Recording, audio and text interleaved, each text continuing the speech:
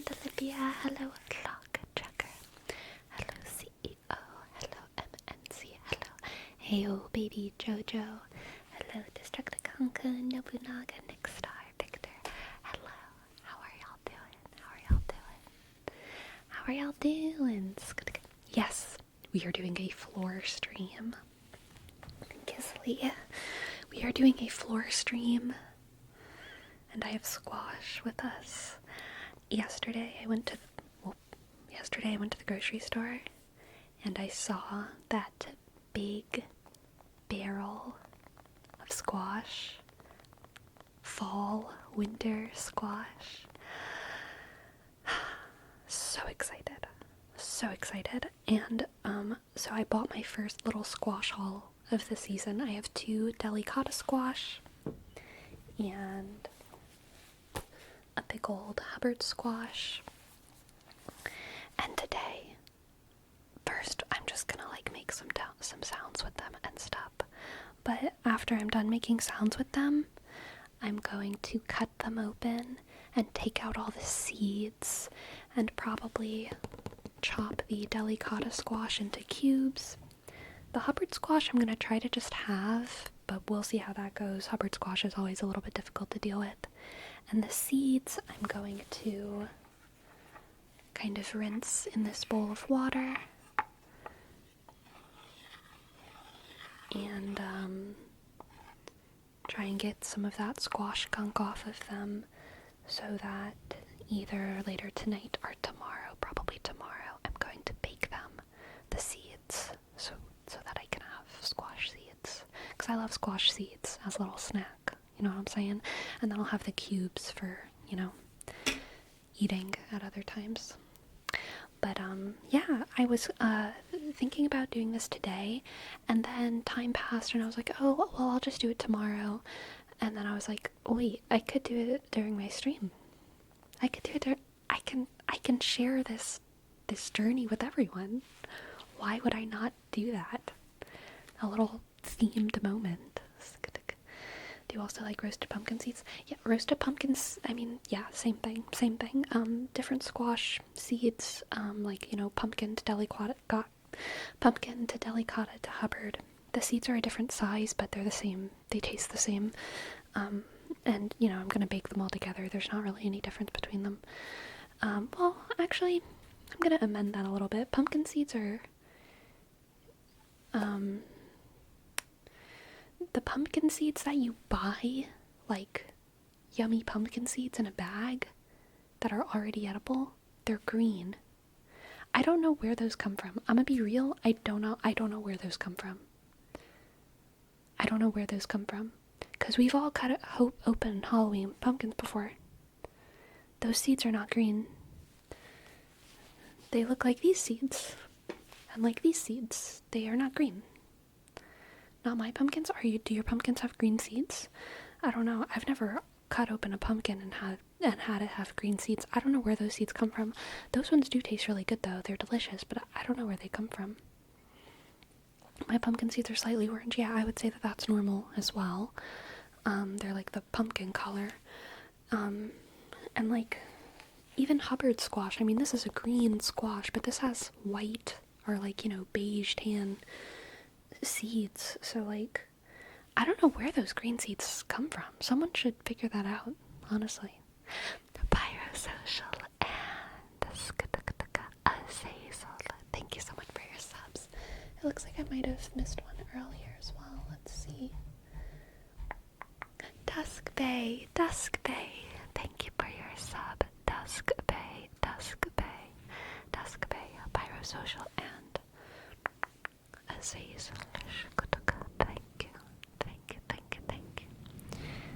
And K-Sang. Thank you as well. Thank you so much. Alright, Dusk Bay. D, shk, U, sk, S, K, click, B, shk, A, sk, E, click, Dusk Bay. And Pyrosocial. P, shk, Y, sk, R, shk, O,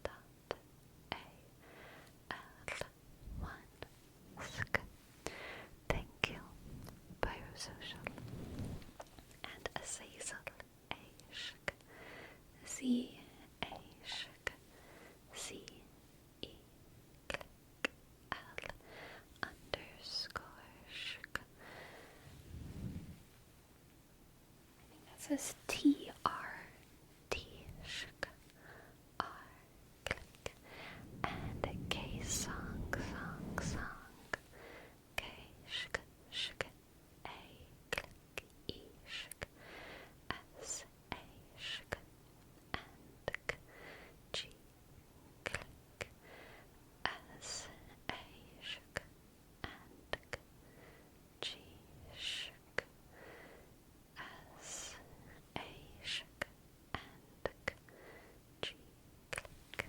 Thank you, thank you, thank you, thank you, thank you.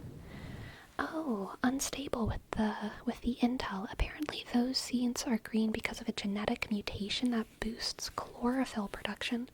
So they're probably more healthy then. Chlorophyll is really good for us, I think. I drank like a fancy tea last week that had chlorophyll and algae in it, which is hilarious. It's hilarious that that's considered fancy. I mean, like, it makes sense, but it's also like, I drink algae water, and I paid extra for it. I paid extra for that bayou water, you know what I mean? But it was delicious. It was delicious. It was good, yeah, it was good. It was kind of like a lemonade sort of situation. It also had a lot of lemon in it. I think it was by the company Soul Tea, which is Solti. It was like a sort of I actually don't know if it was supposed to be like an electrolyte thing, but I remember I had it after my really, really long hike. Before I went on that hike, I went to the store and I just like stocked up on snacks, and I saw that and I was like, that might be nice for after the hike, so that's why I got it. And it was like chlorophyll, algae, lemon, and some other stuff as well. The 10 miles hike, yeah, the 10 miles hike. Y'all, my walks have gotten psychotic lately. I'm worried for my mental health. I don't know what's wrong with me. I don't know why I love walking so much. I'll ramble about it, I'm sure, after I do some of these name traces. Nobunaga, thank you so much for gifting a sub to Nick's Star. N-O, click. B-U, shk, N, click, A, shk, G, click, A, sk, U, click, W, click, U, shk. Thank you, thank you, thank you. And Jax Thistle, thank you as well for your prime.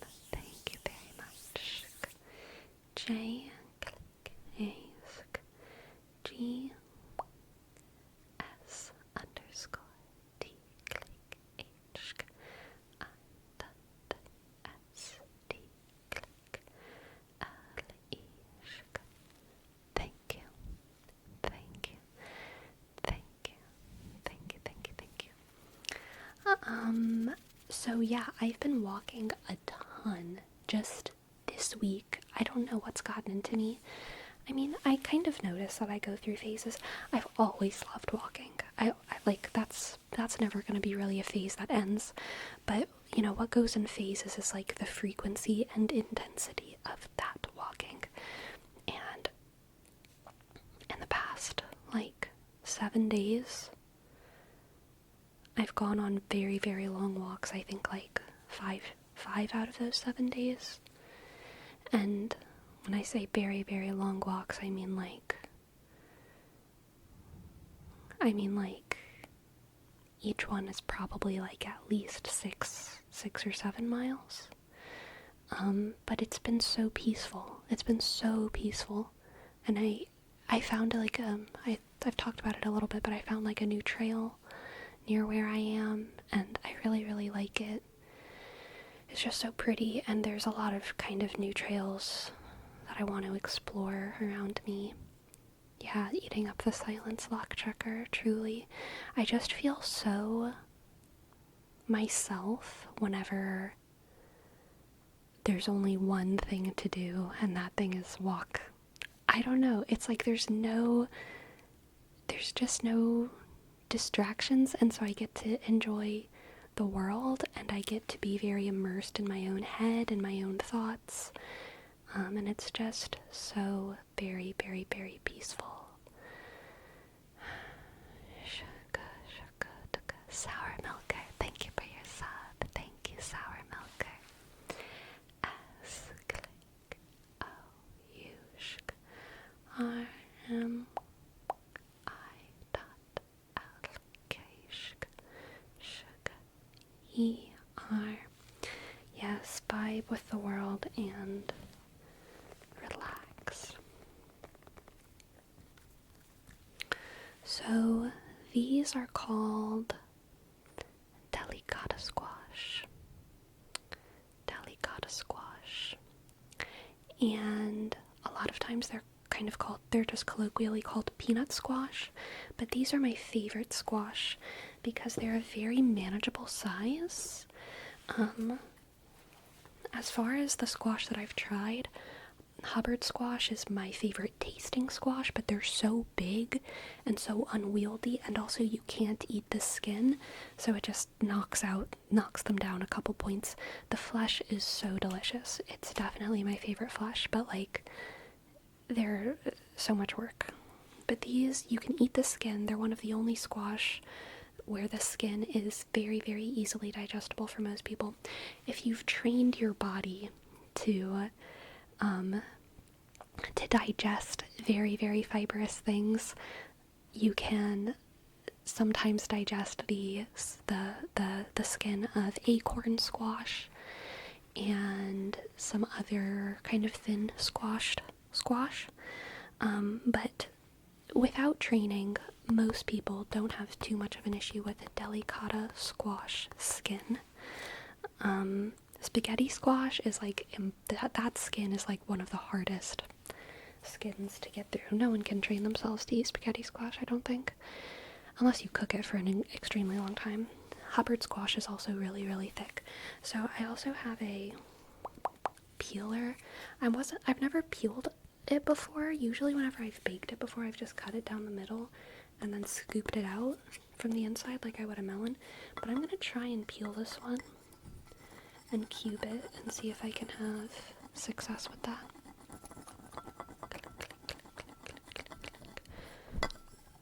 Yoli papaya skin. You know, I have never had a good, I've had a good papaya, I think like maximum 3 times, and it was all in Louisiana during a specific summer. I think there was a specific summer in Louisiana where we had good papaya shipments, and it's been a decade now, over a decade since then, I think, and I love papaya, or I at least did a decade ago, but every time I see papaya at the store, which isn't every time, they don't keep it regularly stocked, but whenever I do see it, it's like completely green and completely hard and obviously not ripe. So I just don't buy it, but I wish I had access to good papaya.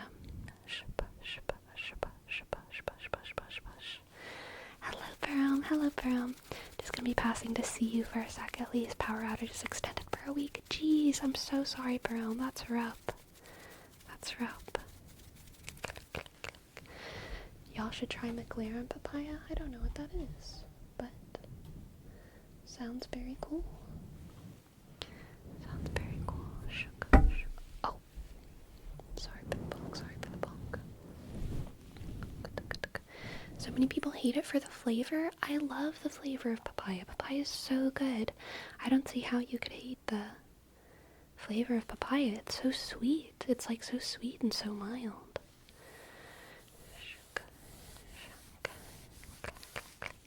Hi Jasper, welcome to the chat. Glad to have you. I would love to do an affirmation video at some point. I do like doing affirmation videos. I don't do them often, because I have to be in a very particular mood. I have a chaos bug inside of me, and like,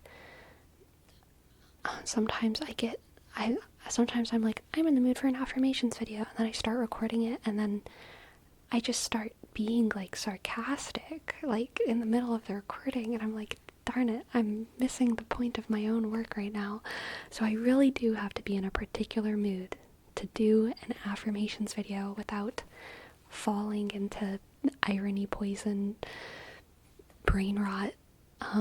But Yeah, I do like doing affirmations videos. Hello, Galaxy Wanderers. Why not both?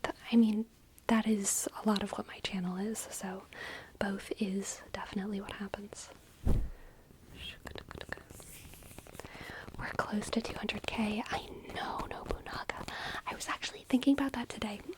So, my YouTube algorithm has been trying to radicalize me lately. It's been trying to turn me into a carnivore, which is hilarious. The carnivore diet is having a feminist moment, and for some reason that is bleeding into my algorithm. There's a lot of like girlies, there's a lot of like health girlies who are doing carnivore now, and so I'm getting a lot of that content.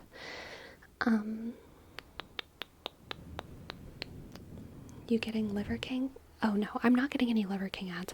I'm not getting a lot of the dude carnivore stuff. I'm getting like cute girly carnivore content, which, like, you know, I'm glad that they're feeling good in their bodies or whatever, but I could never, for many reasons, I could never. Wait, where was I going with this? Oh yes, we're close to 200k. So there's this podcast that I found called The Skinny Confidential. It's a his and her married couple podcast where they are interviewing celebrities, and health experts and political people, and they're just interviewing them. It's an interview podcast, and I watched like 2 episodes of it yesterday, I think, or I listened to 2 episodes of it yesterday, and the girl who is in the couple, she's like a little carnivore girly. She only eats meat, pretty much. She eats some other stuff, but like the bulk of her diet is meat and liver and animal parts. And I forgot where I was going with this again. Oh yes, we're 200k. We're close to 200k. Right, now I remember. Their podcast has like 164k subscribers, which is amazing. Good job to them. And maybe their viewership on Apple Music or Spotify or something is like bigger. I don't know, because I didn't look into them that much. But the guests they have on are so massive. They had Josh Peck on. They have Kardashians on their set interviewing them. And again, good for them. But that makes me feel like, should I be interviewing like Josh Peck?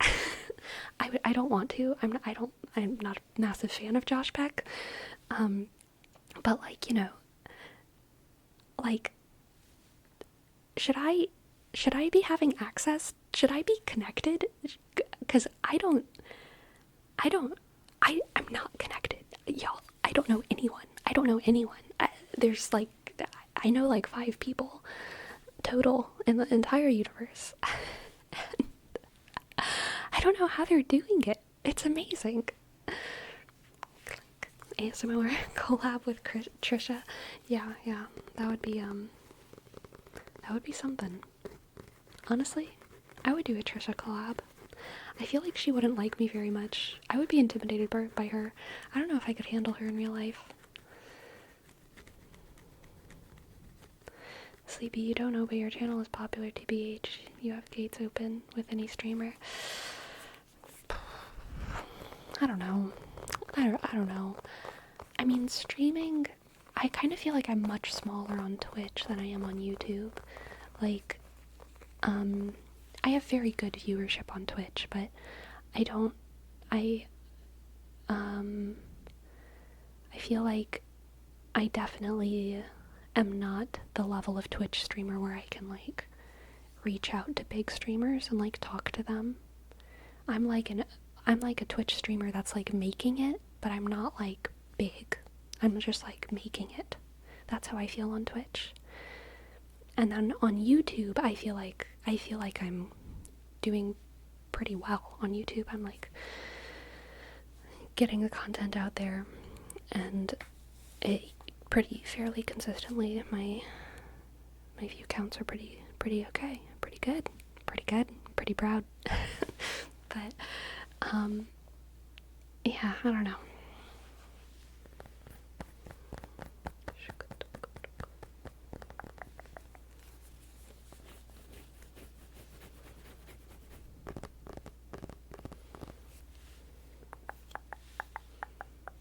I trimmed my bangs this morning, and I think I did them a little bit shorter than I'm comfortable with. I feel like I hadn't been trimming them for kind of a long time, and maybe too long, but they're a little bit like uneven and a little bit messy.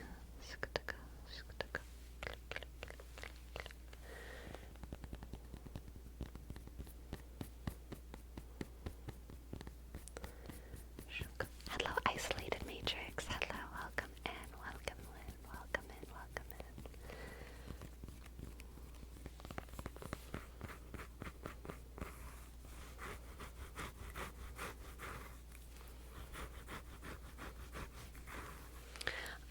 But with the carnivore diet, I don't really want to talk about the carnivore diet from a health standpoint because I'm just not educated enough, and to be totally honest, I don't care.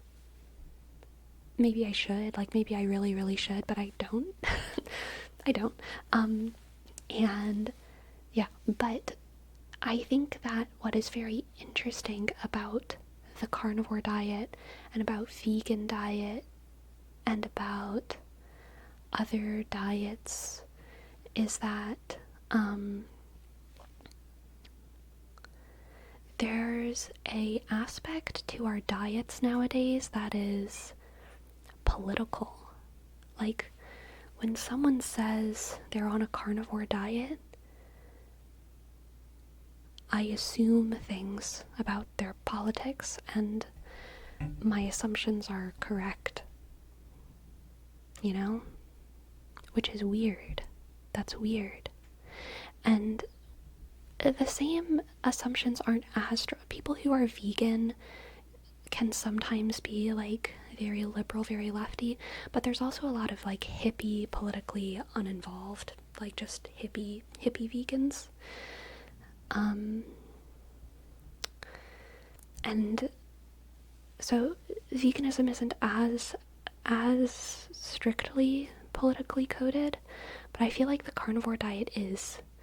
And I think that's, well, so yesterday I was thinking about how weird it was, but then I kind of realized, like, no, our diets have always been political, haven't they? Our diets have always been political. But they've been political in kind of shrouded ways, because religion used to be political.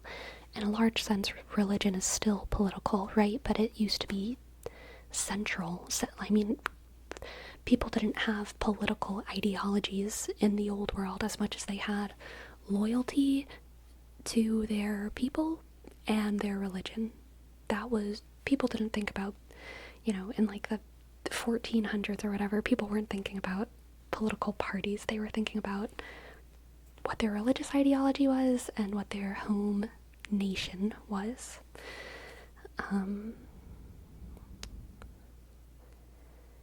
And religion, there's a lot of religions that have dietary sort of identifiers, dietary codes, and I just think it's interesting that diet and ideology are so wrapped up. And I also think it's interesting that these people don't consider what they're doing to be religious, even though I think it is. I think it is. And I think people who grow up in a highly secularized society don't recognize it whenever they start doing religion, whereas people who grow up in a very religious context, I think they recognize zealotry very easily, and I think they recognize the point at which religion becomes limiting more easily. But people who don't grow up kind of with those people around them who are a little bit too religious or whatever, people who don't grow up around those families, they don't recognize it when they kind of start having a lot of the same attitudes within their life, because they're not doing religion in the conventional sense. They're doing,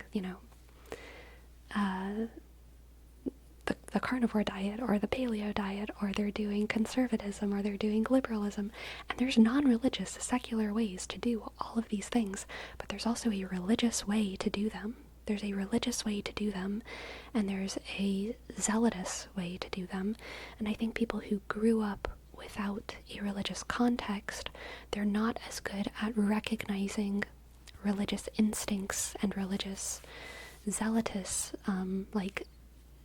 temptations that they have. Shaka, shaka, shaka, click, dookie, thank you for your sub. Thank you very much. D, click, O, K, shaka, shaka, I, click, E, underscore, underscore, underscore. I think religion and diet are slightly different. I think religion and diet are completely different. Completely. I'm not saying that they're the same. I'm just saying that the way one eats can be like a practice that is done religiously. That's all I'm saying. That's all I'm saying. And I'm not saying all diets are religious. I'm saying there's a religious way to do all diets. Very different.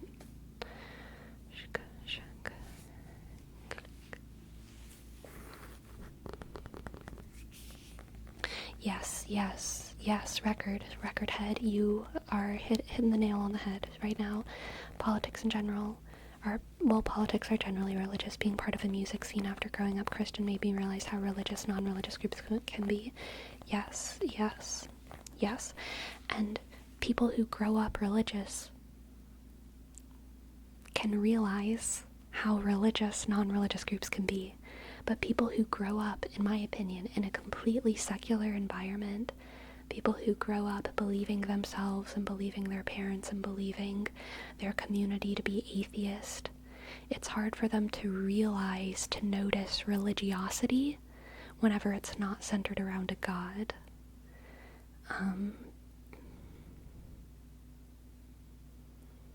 But we do.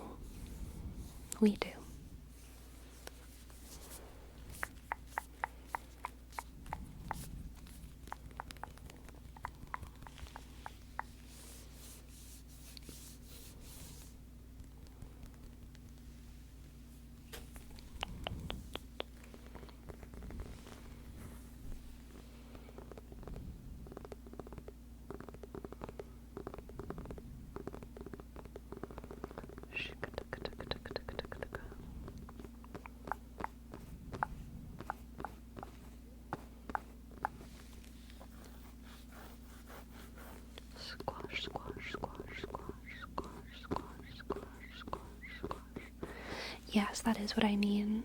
K-Song. Do you mean secular groups are religious in that they mirror a sort of fanaticism in their belief system? Yeah, they mirror fanaticism, and I would say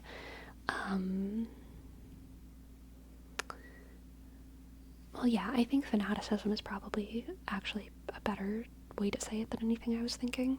Fanaticism. Let's call it that. Fanaticism.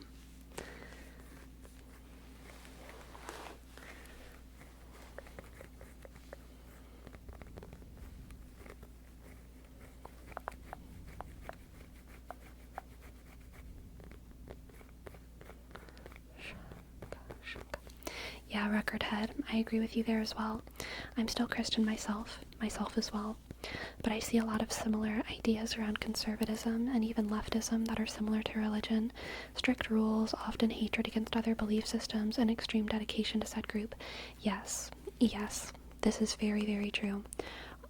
in every area of the political spectrum, there are people who have a religious adherence, and a lot of times that kind of manifests in a like an unnecessary level of fear to exposure to the other group, wanting to cut people off by association, isolation, thought policing,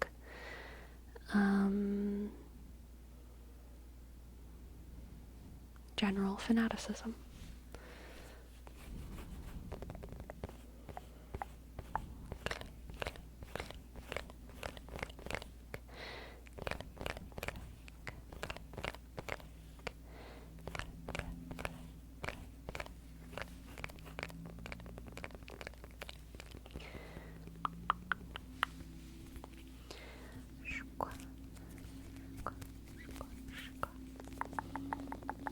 Alright, let's start chopping these guys.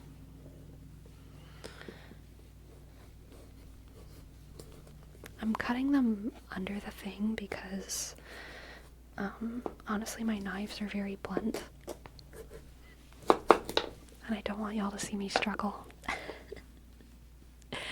Cutting off the top.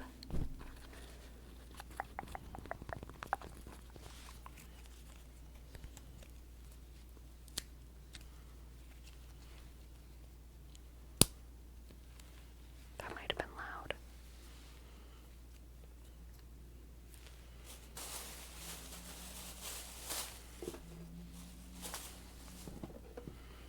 Okay, now I'm gonna try and cut a long line down the middle, just kind of half it.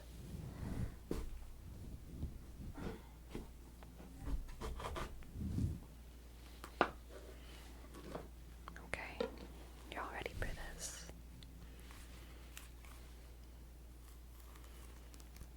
Oh, that was a much less loud noise than I thought. Delicata squash. So yellow. It's gonna be delicious. Delicious. Delicious. Delicious. So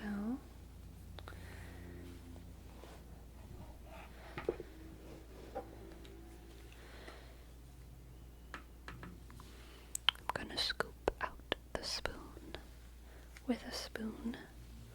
Let's see if I can do this on camera or next to the mic.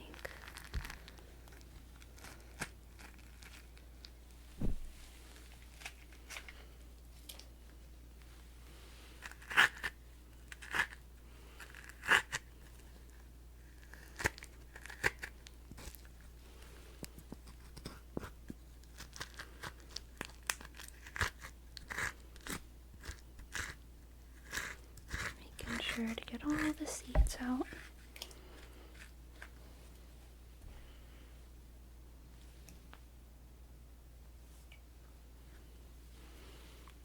Beautiful.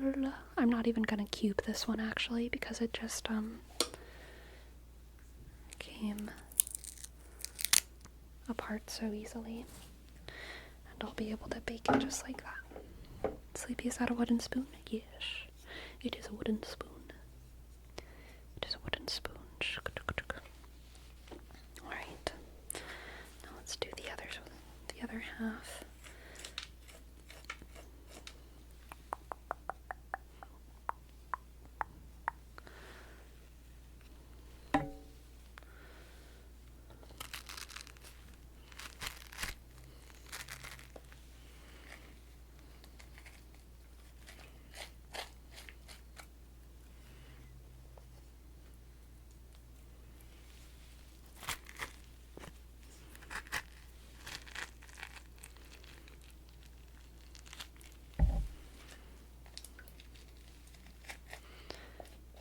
I always thought squash were little yellow things. Okay, you know what? It's time.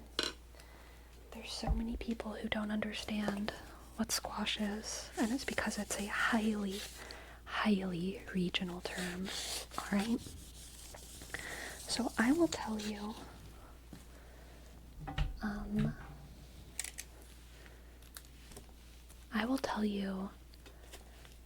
the American / scientific understanding here.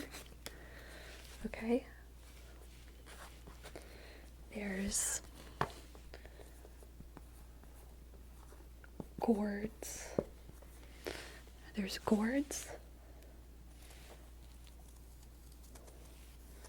And gourds have three main families.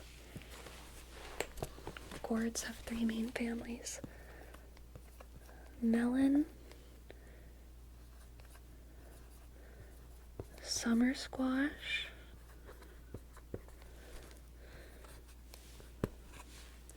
and winter squash.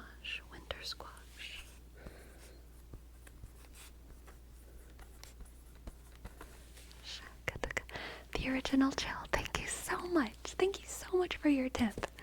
That's amazing. Thank you so much. I will give you a tarot reading after I talk about this squash tree, okay? I promise. So melons are summer melons and also vegetable melons.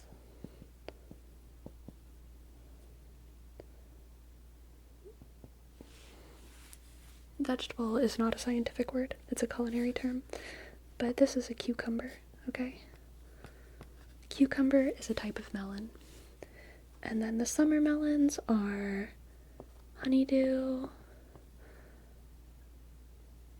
watermelon, cantaloupe,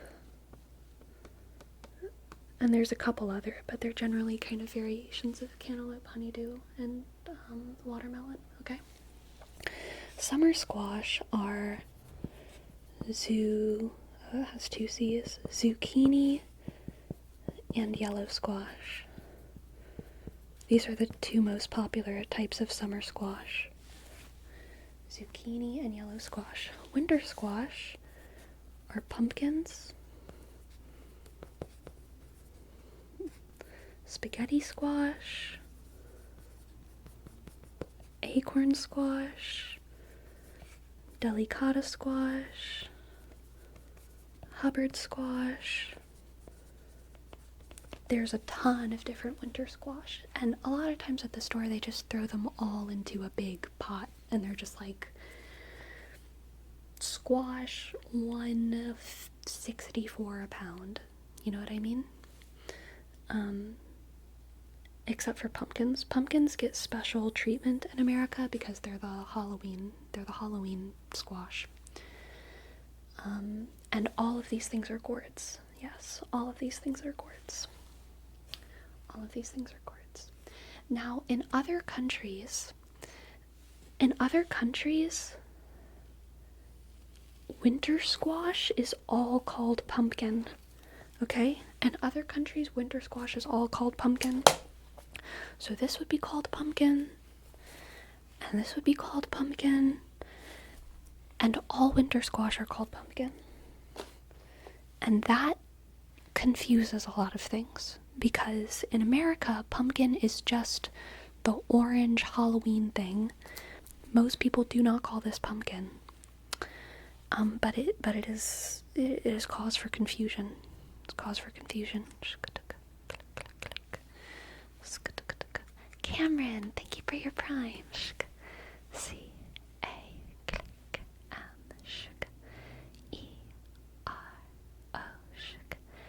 And 9, click, 5, 5, 1, In Portuguese, they call squash pumpkin. Yep, there you go.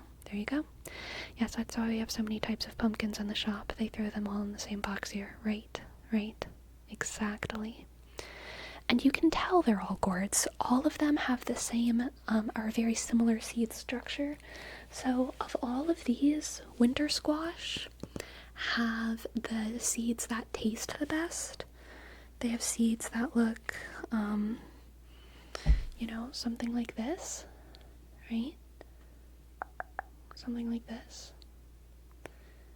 But whenever you cut into a gourd, whenever you cut into a melon or a summer squash or a winter squash, they kind of look the same, right? They have these big holes full of seeds, and that's the gourd. That is the thing that makes it a gourd. You cut it open and it kind of looks like something like this. Some people even scoop the seeds out of cucumbers, which can help them last for longer if you are going through a cucumber really like slowly for some reason. Sometimes that's what we did in restaurants. If we wanted to make our like chopped cucumber last for longer, we would scoop out all the seeds from the middle.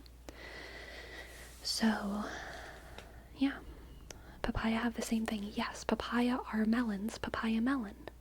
Papaya melon. Papaya melon. Papaya melon. Papaya melon. Papaya melon.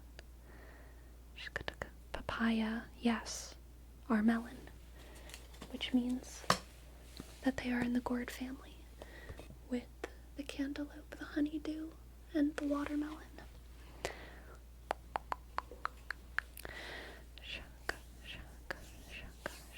Yes. Okay. Now that we have answered some questions about squash, chat, listen up. I know that there will be people who come in throughout the stream and they're going to have questions. Because they're not going to have gotten the lesson that we just got. They're going to be like, someone's going to come in and they're going to be like, what's a squash? Y'all have to answer, okay? I can't do this whole thing again.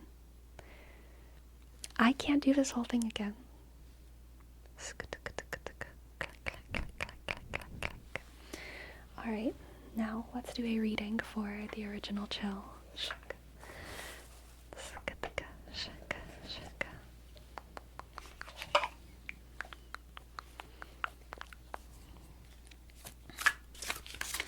see what the cards have for the original chill.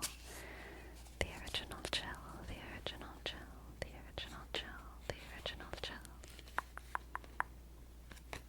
We have the Fool.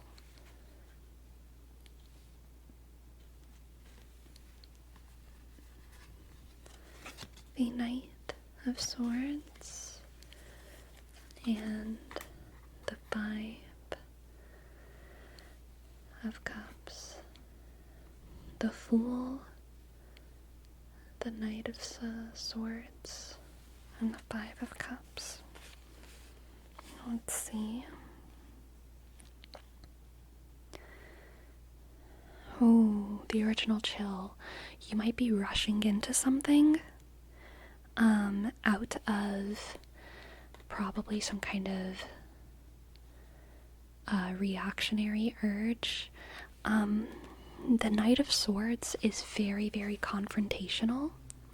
A lot of times I think of a debate bro or something as my sort of archetype for the Knight of Swords. They have a lot to say, and a lot of times they will take any opportunity to kind of go on that rant, to fight on that horse, to hold that ground. They'll fight because it's fun. They will be confrontational and adversarial because they're very good at it and because it's fun. And I have a feeling that you are going to rush into some sort of confrontation.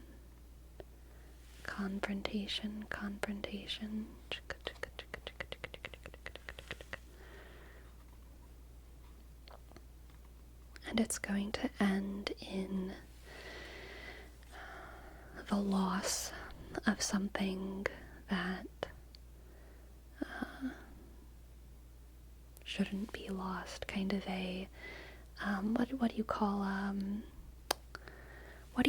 it when there's rubble, like casualties that aren't part of the conflict? What do you call a casualty that isn't part of the conflict? I'm blanking right now. Collateral damage. That's what I wanted. Yes, collateral. Thank you. Yes, the original chill. I think you're going to rush into some sort of confrontation here. And there's going to be some unintended collateral damage. Collateral damage. Let's see what else the cards have.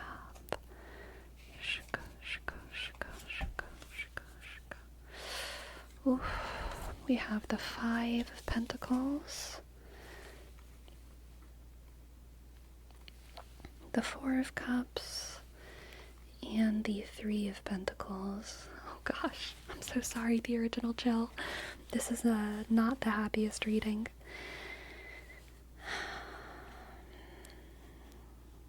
Yeah, I get the sense that you're going to rush into some sort of conflict. You're going to be feeling very confident. You've maybe worked really long to kind of hone your skills of combat, so to speak, whether those are actual physical skills or kind of argumentation skills or kind of networking skills, whatever it is. You're going to go head first into the battle of your choosing because you're very confident. And you're also very proficient, and there's going to be some unintended collateral damage, and it's going to be really soul-crushing for you. And this 5 of Cups paired with the 5 of Pentacles paired with the 4 of Cups makes me feel like you're going to punish yourself for that collateral damage. You're going to punish yourself by not putting yourself out there as much and kind of quietly working. Being okay with being a part of a system, a part of a larger system, rather than the main character of your own story, if that makes sense. You're going to punish yourself because you stepped proudly out of the shadows because you thought it was time and you thought you were ready and you thought you thought there was an opportunity for glory, you know? But whenever it goes badly, you're gonna punish yourself by locking yourself out of center stage. Locking yourself out of center stage and hiding away into the shadows once again. And the sad part is that you are in many ways worthy of being beyond your station here, but because you went maybe beyond your station and were punished for it, you're just kind of afraid of making that step again. So you are going to be overqualified when you go back into the shadows again. Overqualified, but emotionally worn. Next we have the 6 of Pentacles. That's good. The Hermit and the Page of Cups. Okay, this is good. This is a turnaround here. This is a turnaround. This is a this part of the reading turns it into a reading about growth. So with the Hermit, that makes me think that once you go back into the shadows and spend your time working, even though it's going to start kind of as a form of self-punishment, I think that you are going to learn a lot, and learn to value yourself, not just by how you perform in the spotlight, but you're going to learn to value yourself as someone who just has inherent human dignity, even regardless of your skill and proficiency. And once you view yourself that way,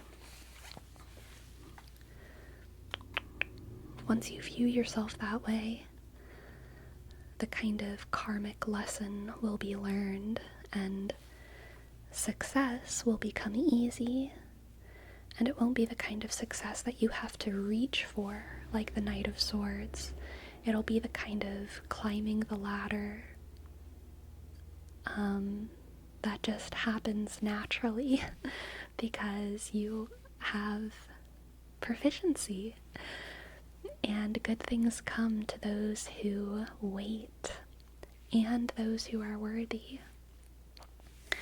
And you're going to be coming off the back of this time where you were punishing yourself and in a lot of ways blocking yourself from progress. But once you take those blocks down, you will be able to progress naturally. You'll be able to progress naturally. So at the beginning of the reading, it's like you are striving for greatness, hunting for greatness, going, which is also a sort of unnatural form of progress, depending on your field or whatever. And then you're going into a phase where you're blocking yourself off from progress and blocking yourself off from greatness. And then you kind of are finally graduating in to a mentality where you just do the work and allow yourself to get those, promotions, raises, to take part in those opportunities that are laid at your feet.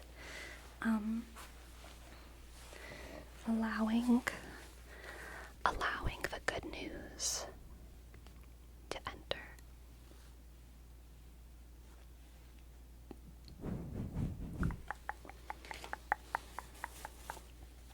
Let's get a cloud card.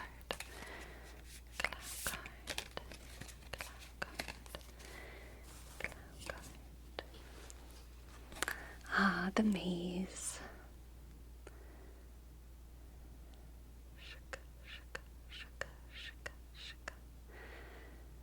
I think this whole reading is about navigating what progress even really means or is to you. What does it mean to move forward? What does it mean to move forward? What does moving forward necessitate from you? Is moving forward something that comes from you fighting and clawing and pushing? Does moving forward mean realizing that you are unworthy and settling into the comforts of obscurity?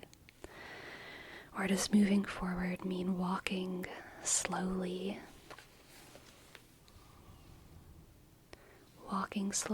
through a path that has so many twists and turns, and so many parts of this path feel like you're going backwards or feel like stagnation, even though you are moving closer and closer to your destination, because it's just not a straight path.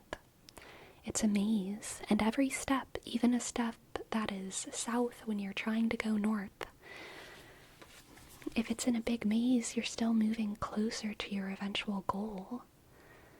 There's just parts of it that are weird, because they've got all those walls, you know what I'm saying? So focus on the small steps forward, rather than great leaps.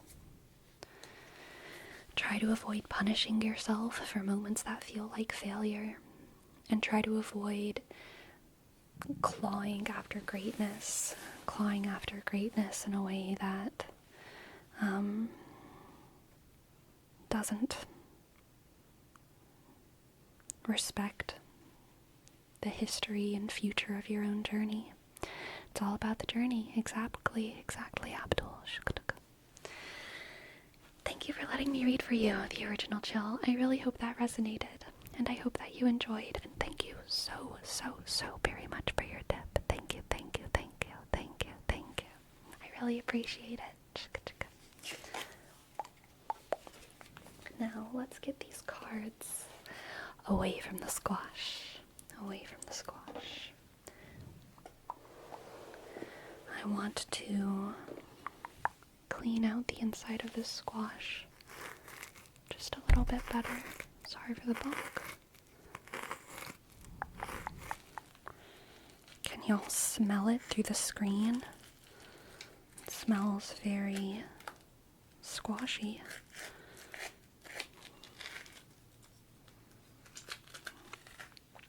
Hello, Neatrix. Hello, Neatrix.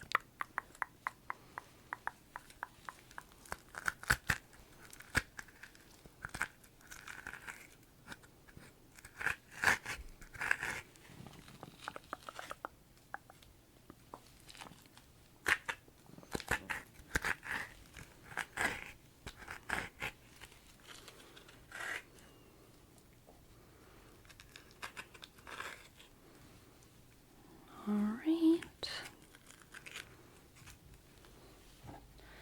This one can go into the Tupperware.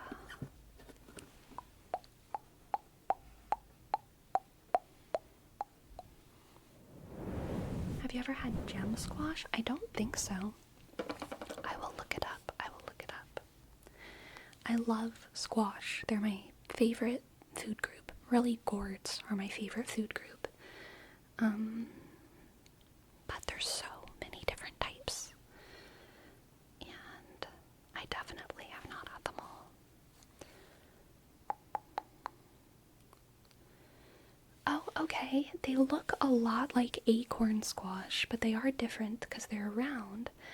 Now, I don't think I've ever had a gem squash. I wonder if they taste different from acorn squash, because they look so much like them. I do love acorn squash, but not as much as delicata squash. Gem squash is really popular in South Africa. Ah, nice. Nice. Let's see. I'm gonna look up I'm gonna see if Perplexity, my AI of choice, how Perplexity compares and contrasts the tastes of gem squash and acorn squash. Let's see. Can you compare and contrast the taste of gem squash? I spelled that wrong. Gem squash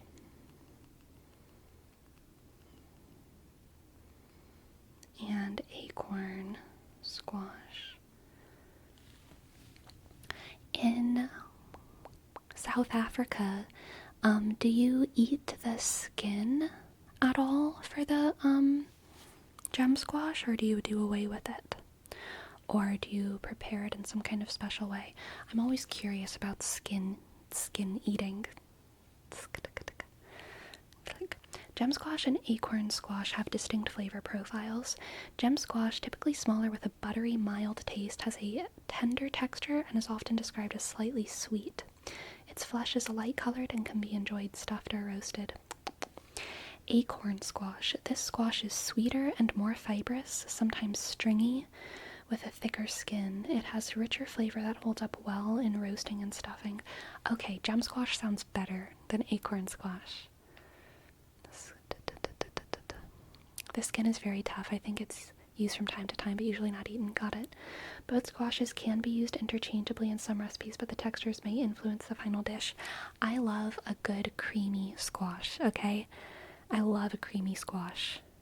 And it's part of why I like the delicata squash as well. It's very creamy, so I bet its inside texture is kind of more similar to the gem squash. They probably have a different taste. But it's not as stringy. Acorn squash is much more stringy, and then spaghetti squash is super stringy.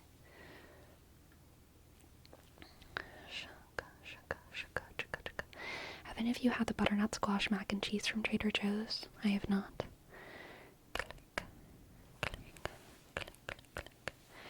How often do you mean squash soup? Do I make squash soup? I actually almost never make squash soup. I really should, but I love squash so much that I never want to or I very rarely want to water it down into a whole stew. I just want to I want to bite into it, personally.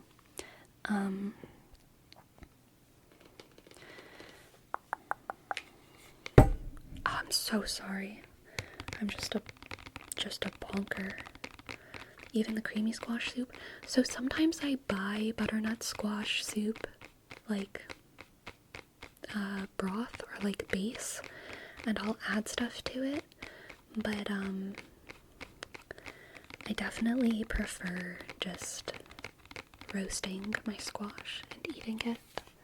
We often eat gem squash similarly to the way American eats loaded baked potatoes. Yeah, that's kind of how I like to eat my squash a lot too. With butter and toppings, and then it's mashed up. Yeah. The texture is similar to spaghetti squash, but it's a little more creamy. Yum. That sounds delicious. K-song. Ugh. I love squash. Saying Venaria, thank you for your tip. Would it be possible to get a tarot reading? Yes, definitely. Thank you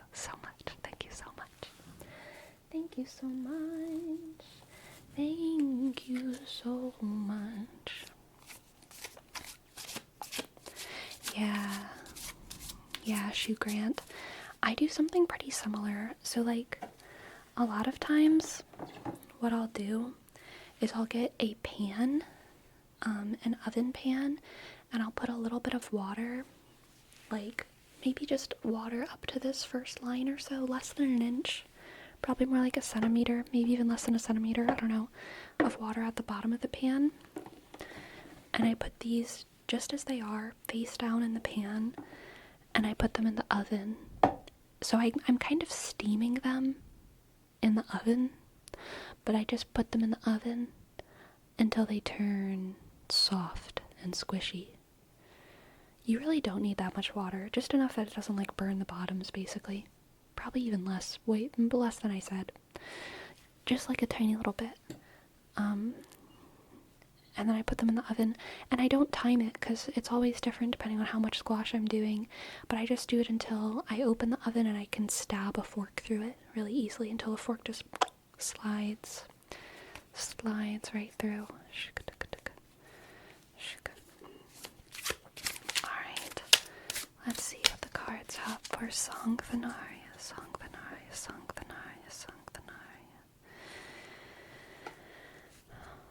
Oh, we have the Six of Wands. Justice. The Chariot. Oh my goodness. Very strong cards. Very, very strong cards.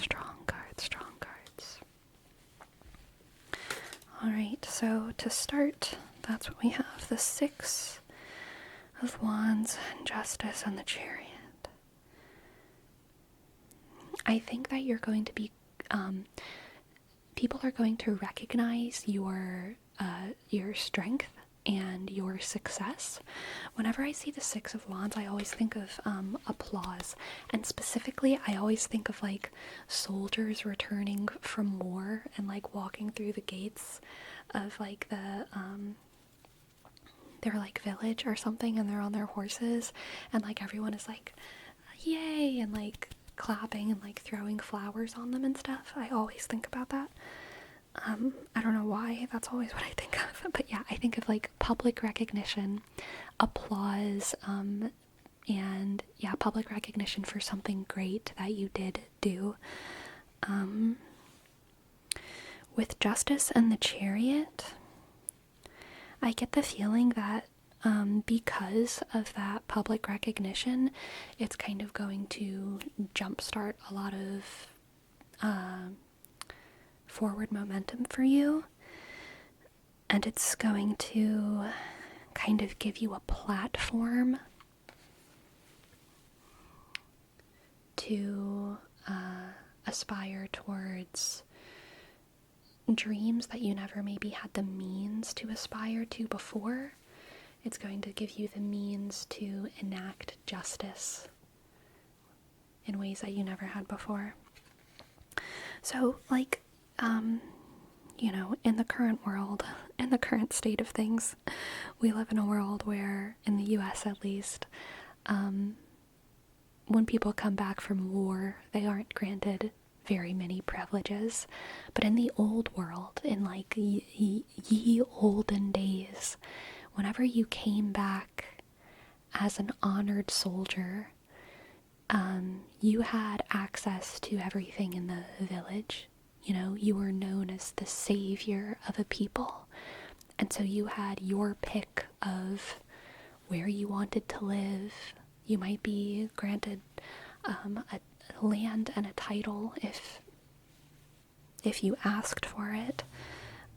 You could probably do whatever you wanted to do for the rest of your life when it came to your occupation. And that's kind of the feeling that I get so far in this reading for you. You're going to do something that is something that everyone recognizes is amazing. And from that recognition, you're going to have more opportunity than you've ever had before. You're going to have so much opportunity. You're going to have so much forward momentum.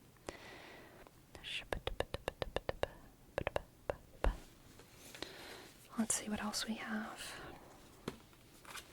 Next we have the Tower.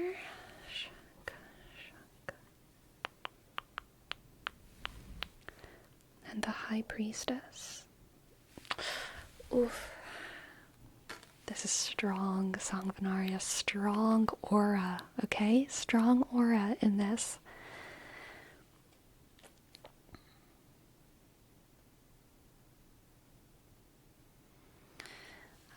Sometimes I'm like almost afraid to like say what the cards say, because I feel it's so bold. It's so bold. But I'm gonna do it. I have to. The Tower and the High Priestess, in conjunction and in reference to the rest of the reading, imply that you've been granted unlimited opportunity, but the experiences that you had in order to earn this public recognition completely deconstructed the idea of luxury, decadence, institutionally recognized success. And so when you come through those village gates and everyone applauds and throws flowers on you, you accept those flowers.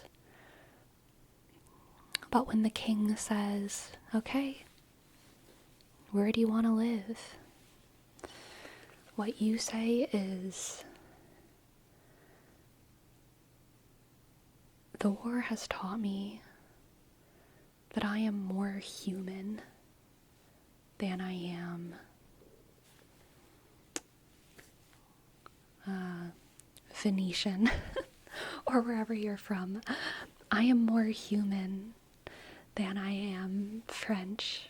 I am more human than I am Portuguese. I am more human than I am Swedish or Norwegian or Aztec. I am more human than any of this. And I fought for this nation. I fought so hard to get where I am out of principle and out of loyalty, and because I made a promise to myself and to my people. But I fulfilled my end of the bargain. And I don't choose greatness and decadence anymore.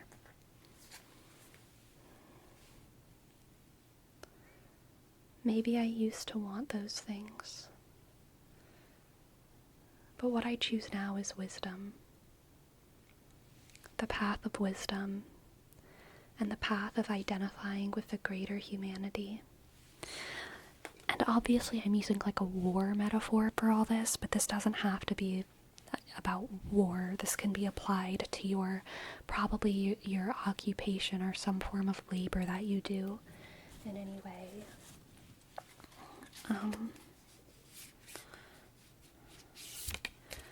choosing the path of wisdom because during your mission, you deconstructed what it means to want greatness. Alright, and then for the cloud. Wow. This is a good one. For the cloud, we have the return, the return, the return. How perfect. The return. Upon your returning from this mission, Sangvanaria, you will not be the same person who left. You will be changed. Your ambitions will be changed. Your vision of yourself will be changed. Your vision of who you serve will be changed. Your vision of what you are and what you want will change. Upon your return, you will not be the same person who set forth on this mission. But you will still be you. And that's important, okay? I wish you the best of luck on your long journey. Thank you very much for letting me read for you. I hope that you enjoyed, and I hope that it resonated. Thank you. Thank you. Thank you. Thank you. And Bildrick, thank you for your sub. Thank you. B shk I dot L D shk I shk I dot C K. Thank you, Bildrick, Bildrick, Bildrick, Bildrick, Bildrick, Bildrick, Bildrick.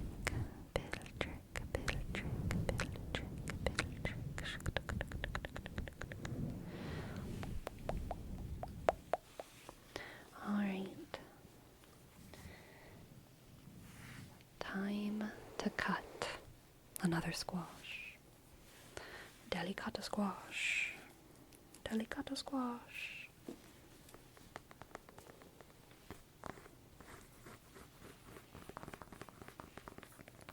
Anyone here mess with 3D printing?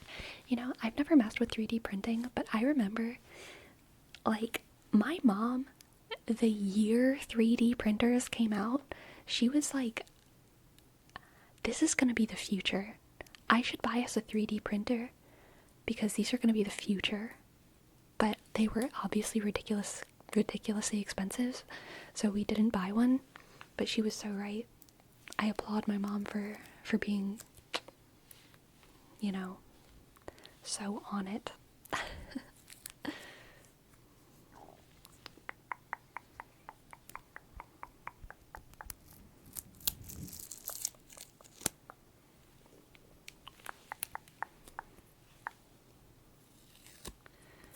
Damn, that reading resonated. Not in like, I can see that for me sort of way, but in a seeking a path in wood where there wasn't one before sort of way. Ah, that does make sense. Yeah. Also interesting that both of my natal cards, Justice and High Priestess, oh my gosh, I love that. I love that when that happens.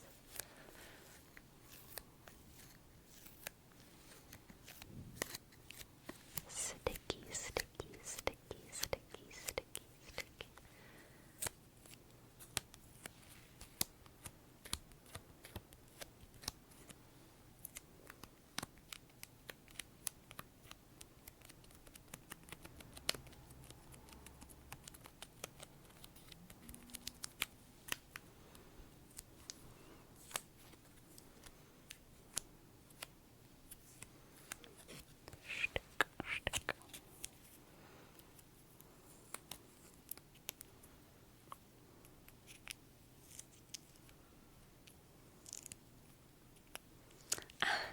If you had trusted your mom, she might now have her Warhammer miniatures business. Oh my god, that would be hilarious. Yeah, if I had trusted my mom, because it was my responsibility, of course, to trust my mom on her prediction and buy our household a 3D printer when I was 11.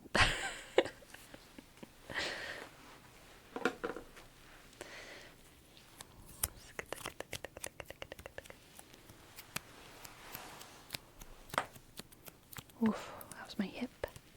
Hip cracking. Hip cracking.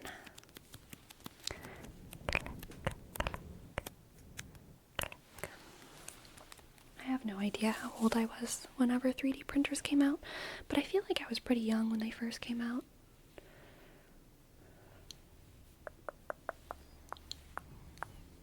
Okay.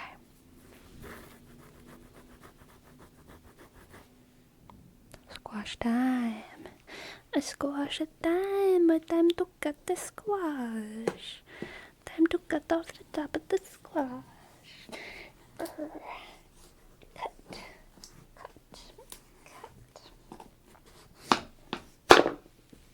Sorry, that was loud.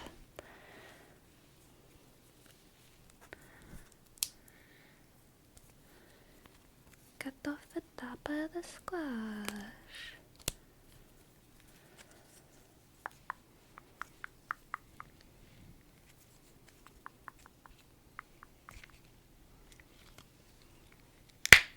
Oh, that was really loud. I'm so sorry. I thought it was going to be like a... but it was not. My bad. My bad. My bad. It was my bad. I made a little mistake, but it is no issue. It does not taste any less delicious when we make a little squash mistake. Just a little squash mistake. Nothing to worry about. We cut this squash very difficult. We must summon strength. Cut the squash. Yes, I've cut the squash.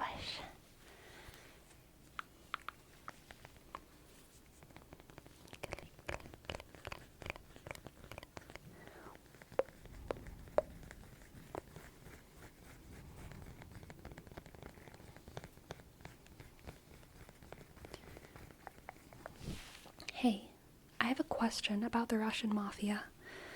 So, the Italian mafia? Catholic. Very Catholic. Like, you know, doing their Hail Marys and having their St. Benedict medals and all this.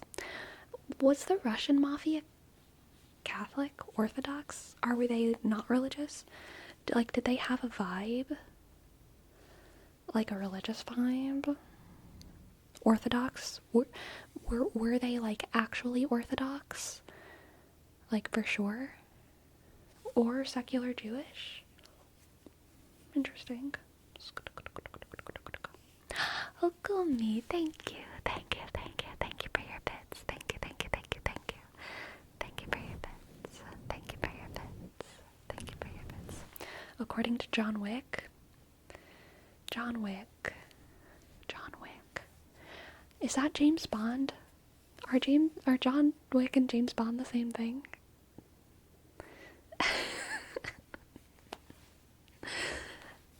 Yeah? Yeah. No. No.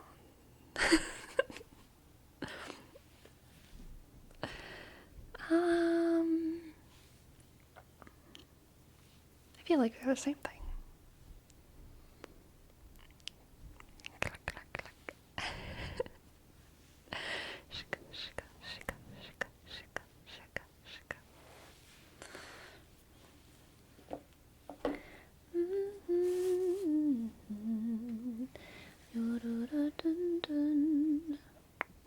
Boomer versus Zoomer Gunman. Wait, which one is Boomer? Which one is Zoomer? I don't know either of them. I've never seen any of them. John Wick is seeking vengeance for his dog. Oh, so it's like Taken. So it's like Taken?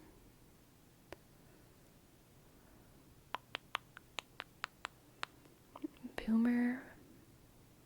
James Bond is Boomer. John Wick is Zoomer. I see.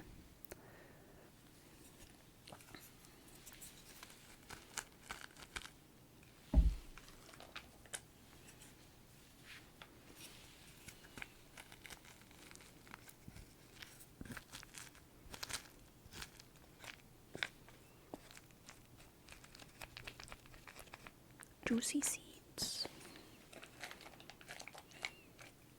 Let's see if I can get y'all a little bit lower.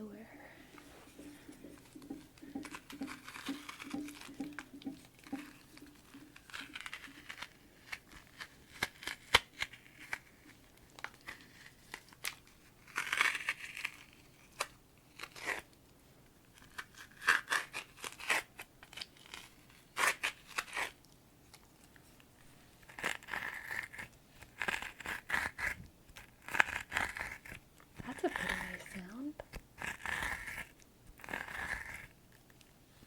It's personal for Wick, not political. Is James Bond political?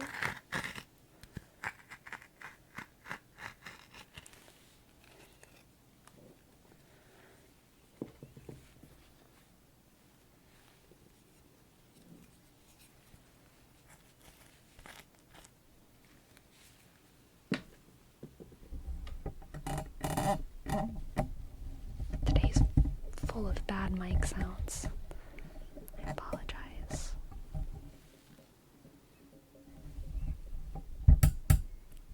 Jesus Christ, I'm so sorry. So sorry. How did I have this even before? I think it was like that. Bond is a secret agent. Are they British? James Bond works for the government? He's British, right? No, he's American. Is he American? I don't know why I thought he was British. Oh, he is British. That's why I thought he was British. Okay. British. Bond. James Bond. Sleepy, do you drink alcohol? I do not. He works for M16, the British CIA. Right. I don't know anything about the M16. Why would I know anything about them? Why would I know anything about them? Why would little old me know anything about them? Oh, MI6, exactly. I don't know anything about them. Can't even say the name right.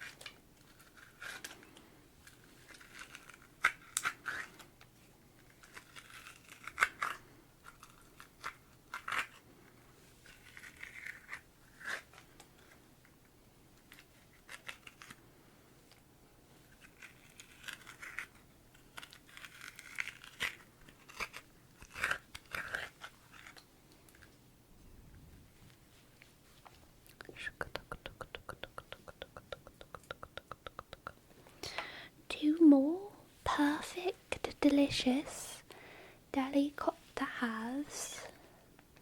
They're so yellow. Look at them.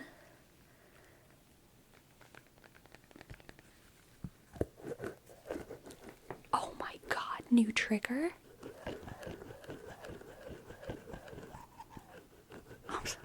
What? What is this?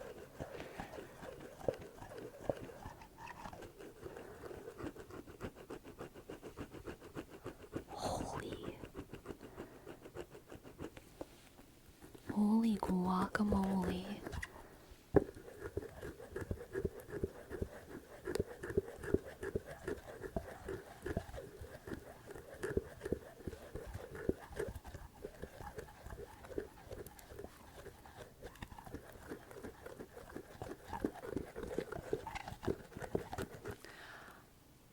Wait a minute. I want to like mash up, I want to make like mashed squash and then make like squash guacamole. Is that crazy? Has anyone ever made squash guacamole? Like a dip made of avocado and tomatoes and Mashed up squash? That sounds so good. Squashamole. Oh my god, yes. Talk about a secret ingredient. Oh my gosh, the secret ingredient of the guacamole is squash. Oh, so good. I used to make the guacamole for my family gatherings, and people always really liked it, and they were always like, what's the secret ingredient? And I had nothing interesting to say, because I was like, it's just all the normal stuff. But squash guacamole exists? Oh my goodness, next star. That's next level. Mary, Our Lady of Squashamole. I mean, honestly, do you not see Our Lady of Lourdes standing inside of the cave with like the full body halo? And like she's like praying, and like there's a rosary around her hands. Do you not see it? She's right here. She's right here. She's right here. Now there's two. You could make like a squash altar where inside every half squash there was another Mary. And, oh god, I'm dropping it. Oh god. Like there's like another Mary inside everyone.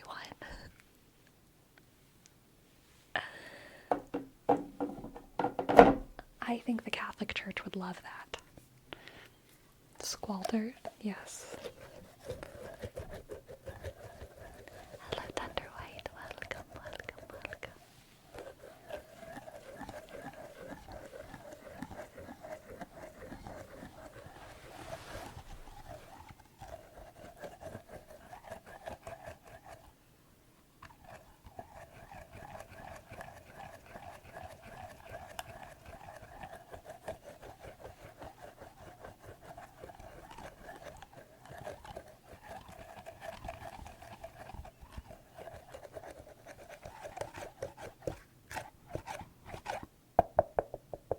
That might be too loud.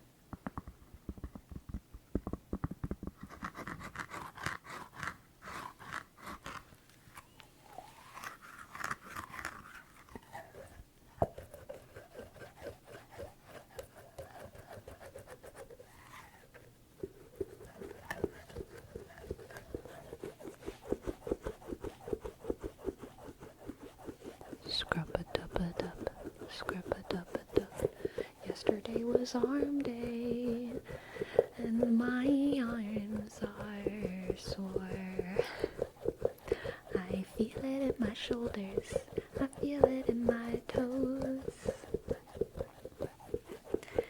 I've been going to the gym and my muscles grows.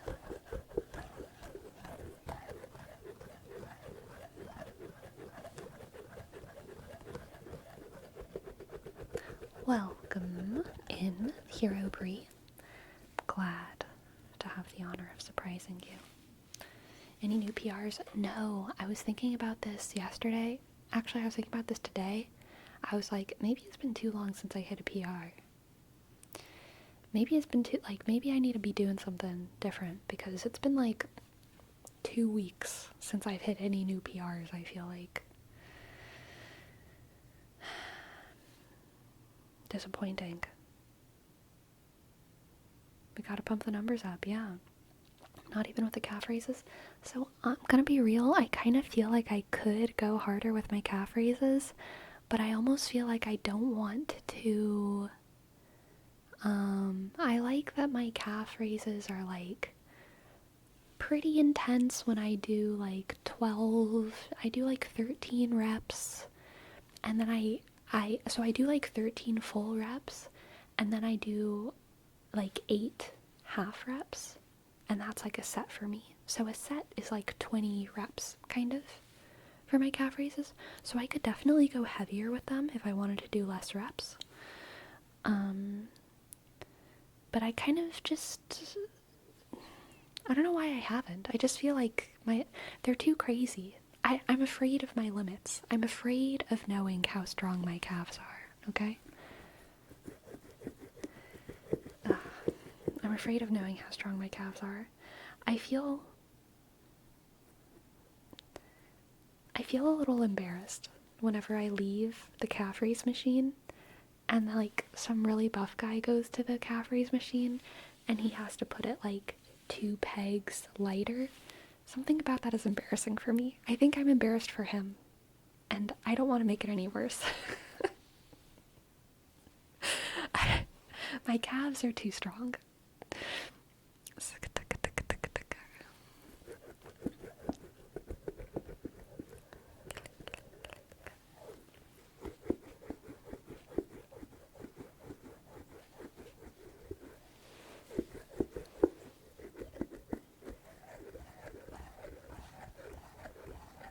Once I overdid my calf raises and couldn't walk for 3 days, yeah, I feel like shins, calves, and hamstrings, if any of those are like sore, it like ruins a day, like really sore, you know? But my shins and my calves are never sore. They're like literally never sore, no matter what I do. My shins get sore if I run too hard / too long, and my hamstrings get sore regularly. So, you know, my leg days definitely put me out a little bit. I gotta take a break after. My hamstrings are like a major limiting factor on like my whole life, because my hamstrings get sore and I'm like, okay, I need to have like a whole rest day specifically for my hamstrings. But it's kind of satisfying because like I really like leg day, and I feel like the reason I'm able to push my hamstrings as hard as I am is because I'm really able to get like a deep stretch on most of the movements that I do with them, whereas all my other leg muscles, it's hard for me to get that deep stretch. And I really, really feel the muscle activation when I'm doing like a stiff leg deadlift for my hamstrings. I get such a deep stretch and a lift, and it's like just, oh, it feels so good. It's such a good kind of soreness.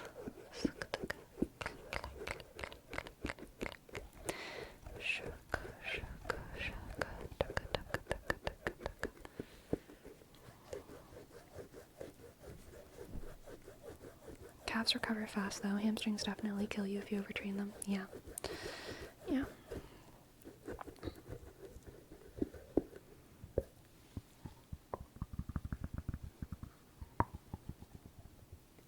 My quads pretty much never get sore either.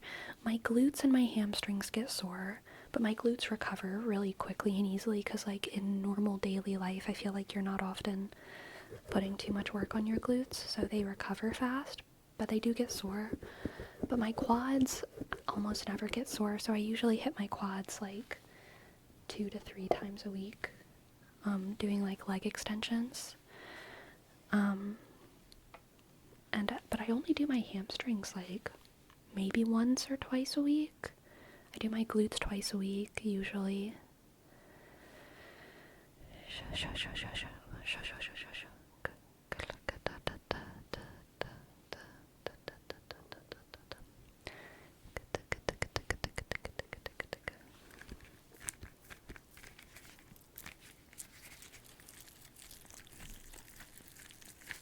Slimy sounds. I was gonna get like a paper napkin or something just in case I like got squash all over my hands, but I forgot.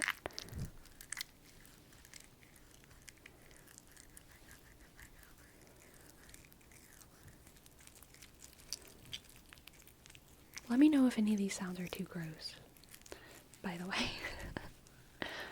When you do your squats or leg extension, do you actually feel your quads? Leg extension, yes. Squats, yes. Although squats, everything is so activated that like I feel whenever I do squats, I feel my legs. I just feel my legs. I feel my legs and I feel my low back. And honestly, I feel my arms like holding the bar. And so Yeah. Oh, and I feel my quads a little bit when I do Bulgarian split squats as well. But I do my Bulgarian split squats try to balance my trying to bias my glutes a little bit by like leaning forward. So I feel my quads a little bit, but they're more like outer thigh glute focused.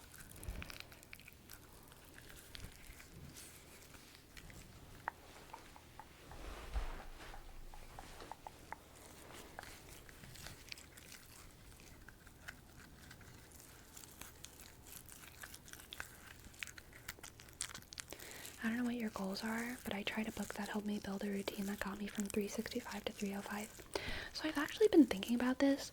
I don't really have a goal, and sometimes I wonder if I should. Sometimes I'm really happy to just not have a goal, and I'm like, this is healthy. Like I'm just doing what feels good, and I feel good, and I'm getting stronger. But sometimes I feel like, you know, having a goal and moving towards something is what gives you results, any results. But because I don't really have a goal, and I'm not really hunting specific results, obviously the results aren't gonna come as fast. But I'm kind of okay with that as well. I don't know.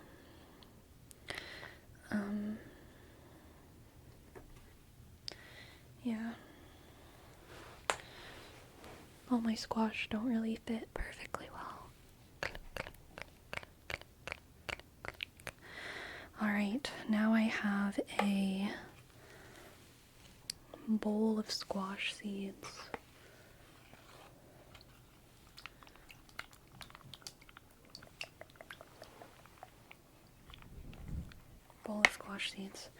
So, for those of you who don't know anything about squash, I just called them beans, didn't I?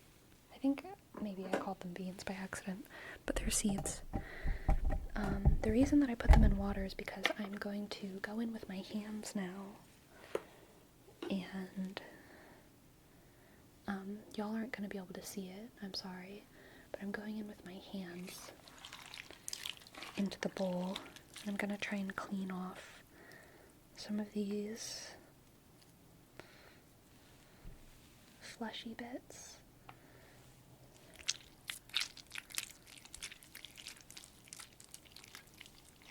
So that I can isolate the seeds.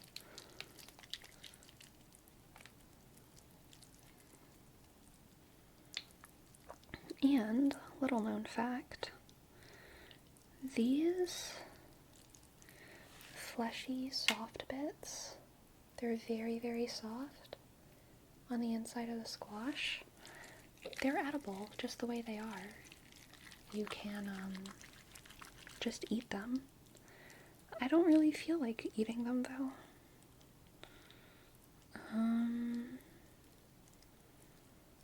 So I probably won't.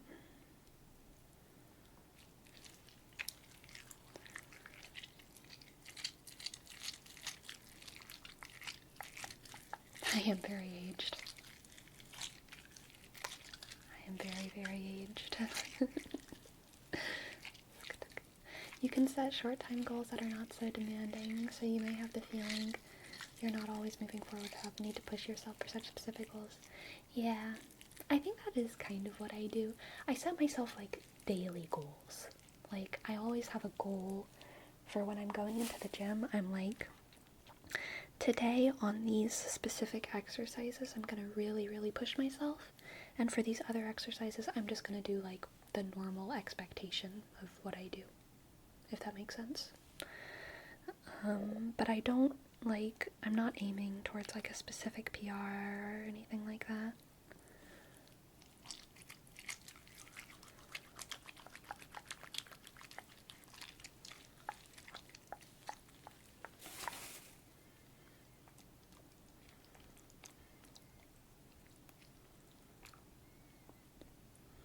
There's these, I always think about this every time that I am de-seeding the squash. There's these like long lines of flesh that are kind of sturdier. They're like a little line, and they remind me so much of a spine. Like whatever Mother Nature was doing right here was like the same thing Mother Nature was doing when she made a spine inside of animals. It is the spine, exactly, Bean AM Burrito. It's such a clearly spinal structure. Like, look at it. Y'all can't really see.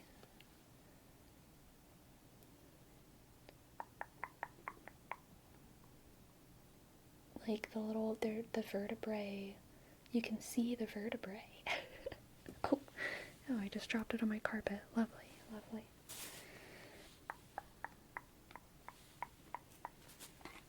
Just de-spining the squash now. Welcome to the chat, Sebastian. Sebastian.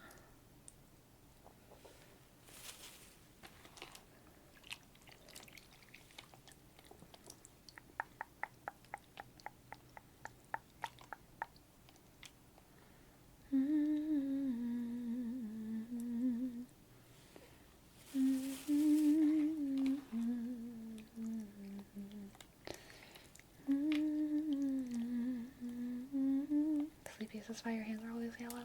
No, it's not. It's just a feature. It's just who I am. You know, whenever I was applying to work at the bakery, my boss was hilarious. A very interesting person. But during our interview, she looked at my hands and she said, this was during my interview, okay? She said, turmeric? And I was like, what?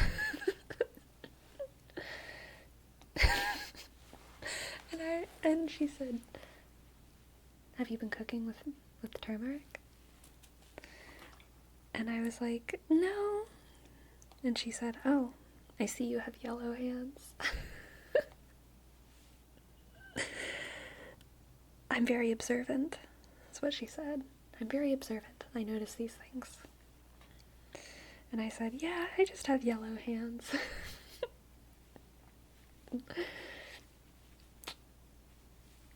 So, it really is a thing. They don't look as yellow in real life, I will say. There's something about the camera that, like, brings out the yellow. Like, these squash look way more yellow on camera than they do in real life as well. And my hands look more yellow on camera than they do in real life. More orange. But, I mean,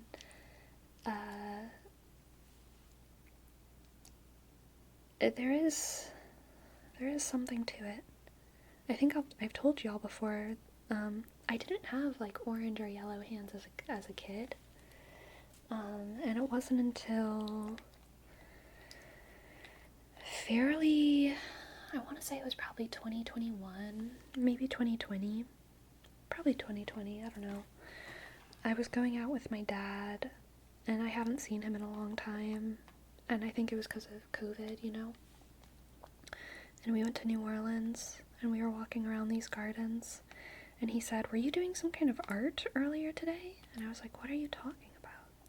And he said, your hands are orange. And that was the first time I ever noticed.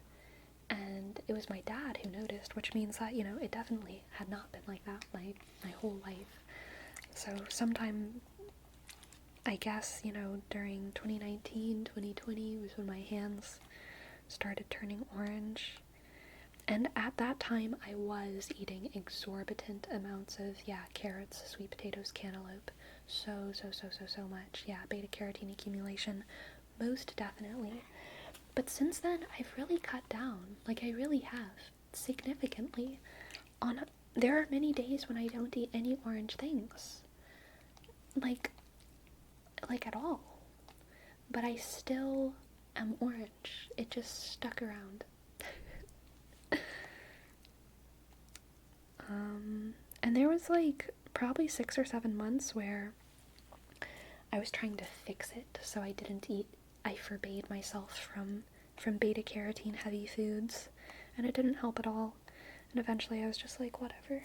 I will just eat sweet potatoes when I want to eat sweet potatoes and be done with it, because I can't forbid myself from orange foods for the rest of my life when they're so delicious.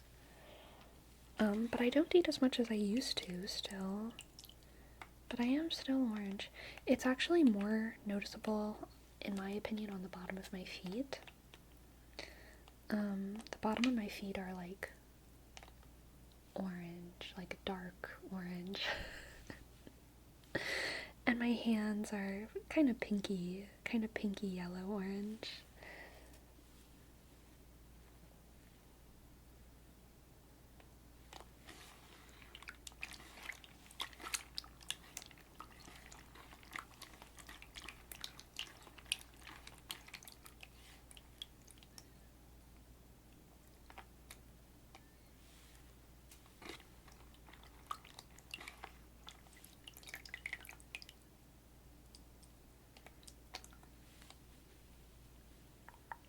Now, I will confess, all that said, obviously I'm going to be eating quite a bit of squash this week. And today, I ate a whole little bag of carrots. Baby carrots. You know those like little bags that you could, they weren't little bags, it was like a this-sized bag of carrots. Baby carrots. And I did eat the whole bag. It was pretty delicious. So, this week will be kind of high in beta carotene.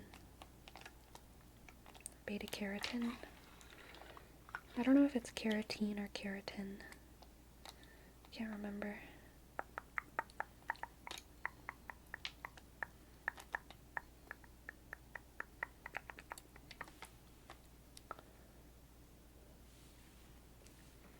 Baby keratin.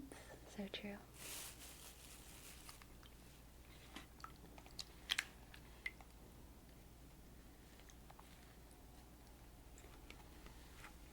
This is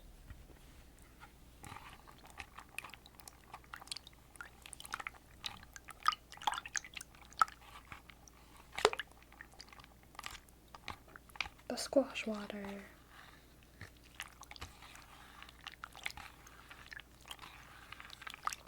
So I think I'm gonna make these seeds sweet. I think I want to do, like cinnamon sugar, sorta, carrot seeds.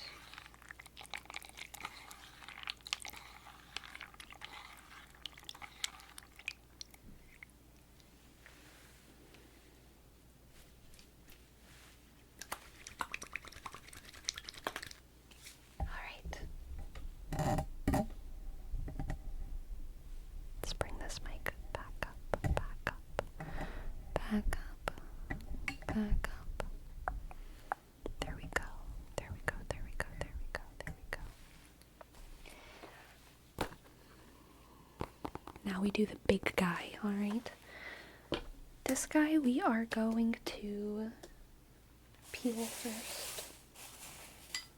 We're going to peel. I hate my peeler. Maybe I won't peel them.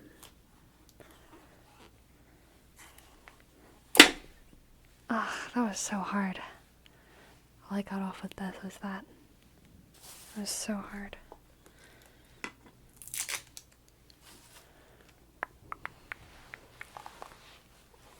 My original plan was to peel and cube them.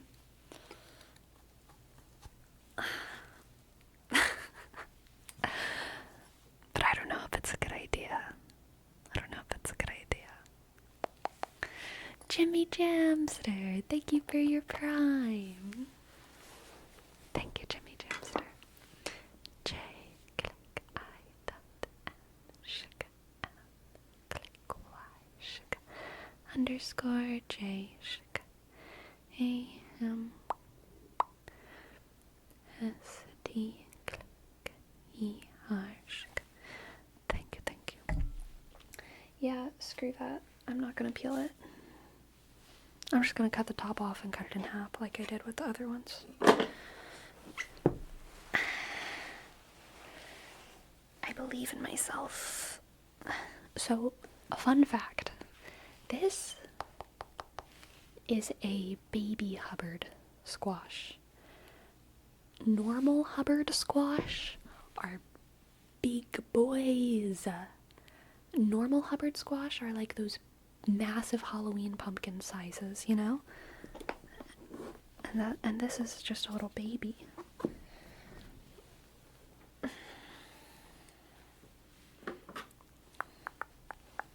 And I've actually only ever cooked and prepared big Hubbard squash. I've never done the baby Hubbard squash, so I'm assuming that it's gonna taste the same, but I'm not actually totally sure. I think it should taste the same though. Because why wouldn't it?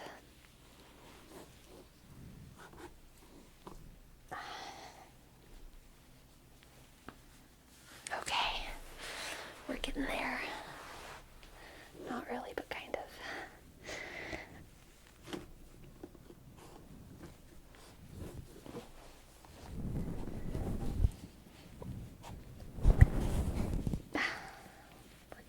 We're going for it.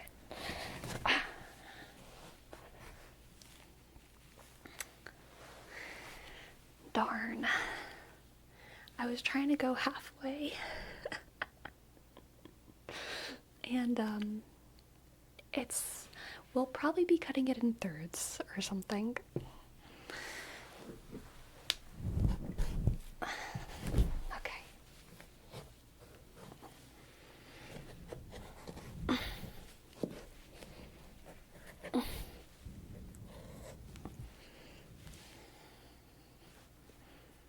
Okay. Okay. We're getting there.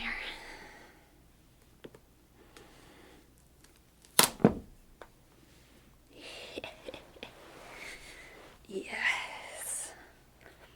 Hubbard squash. Hubbard squash seeds are big and beautiful. Look at how big and squishy and soft they are. Can you imagine how soft and delicious this squash flesh is? Don't you just want to dig your hands in it like a crazy person?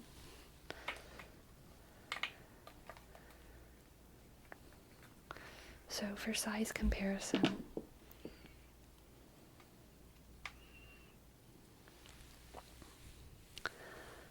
these are the delicata squash seeds. Delicata squash. These are the Hubbard squash, though, so they are significantly larger. Significantly larger.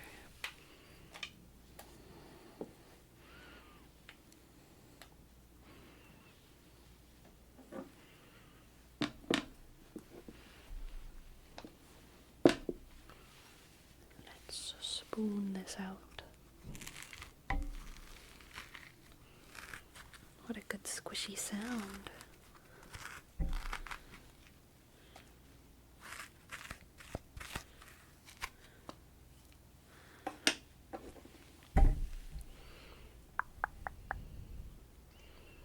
Hubbard squash. Hubbard squash. Hubbard squash. This is a Hubbard squash. You could wear it as a hat. Like this. But I don't want to put it on my hair. Could have made a nice meal with that. We are. Don't you worry, face. Don't you worry. All squash parts are used.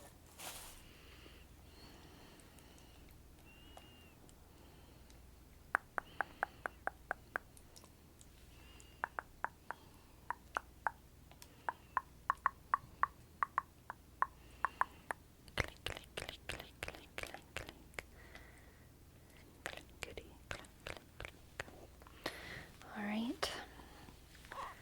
Now we have the much larger the two halves. This is like, when you're with your older sibling and you're like, let's split it. You know what I'm saying? You know what I'm saying?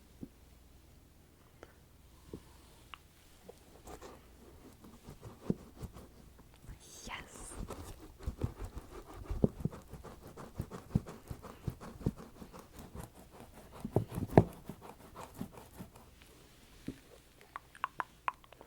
Can you clack them together? My hands are kind of wet and slippery, so it's kind of hard. But yes.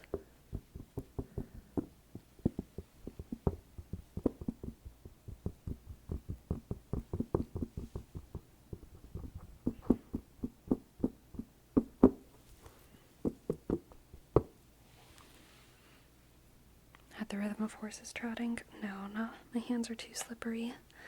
I can't. Alas, I cannot.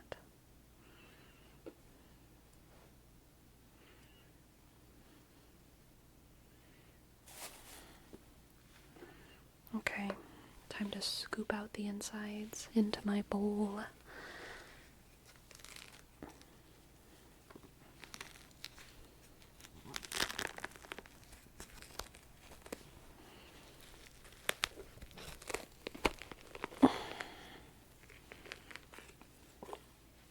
It's pretty hard. Let's try to use my knee as an anchor here.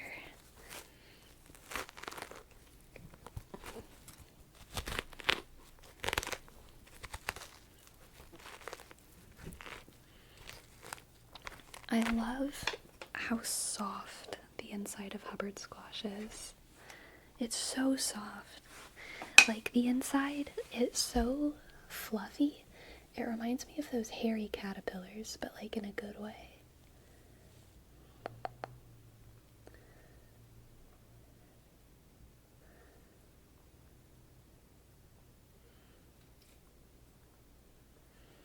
I think more adults should play with their food, okay? You're an adult. You get to play with your squash food.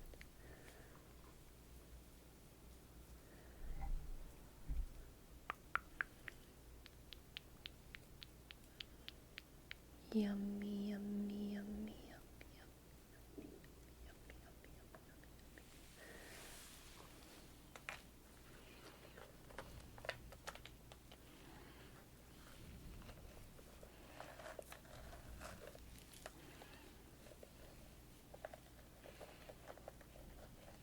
You're so right, actually. I think that's a good inner child exercise. Yeah.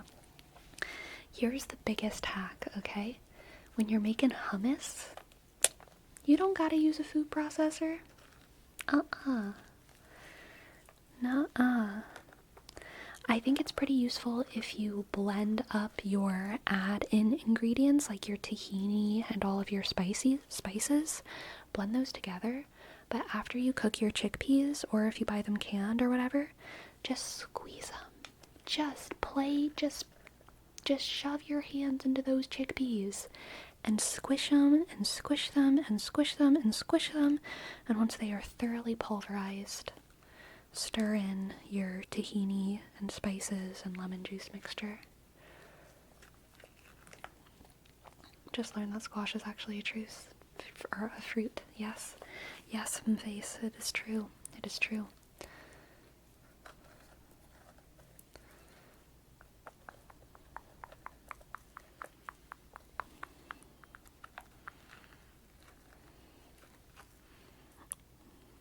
Earlier in the stream, we did do a squash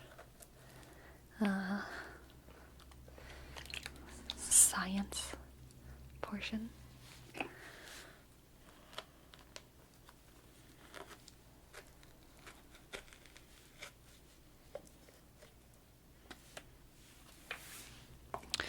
Vegetables do not exist in science. They are a purely culinary concept. Everything that we call a vegetable is usually either a tuber, a root, a fruit, a leaf, I think that's basically it. Tuber, leaf, fruit. Tuber or a leaf or a fruit. Are there any other ones? I guess are any of them seeds? I don't know. But, vegetables don't exist in science. They only exist in, culinary science.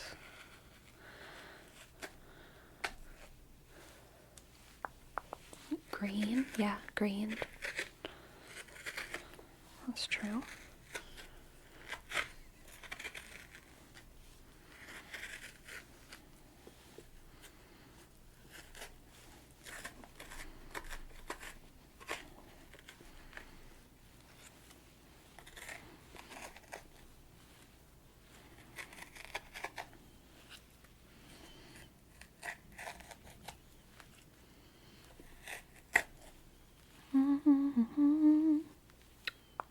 It's like fish in biology. Is fish like that? I think fish exist, but I don't know. My brain is annoying me. There we go. How is fish like that?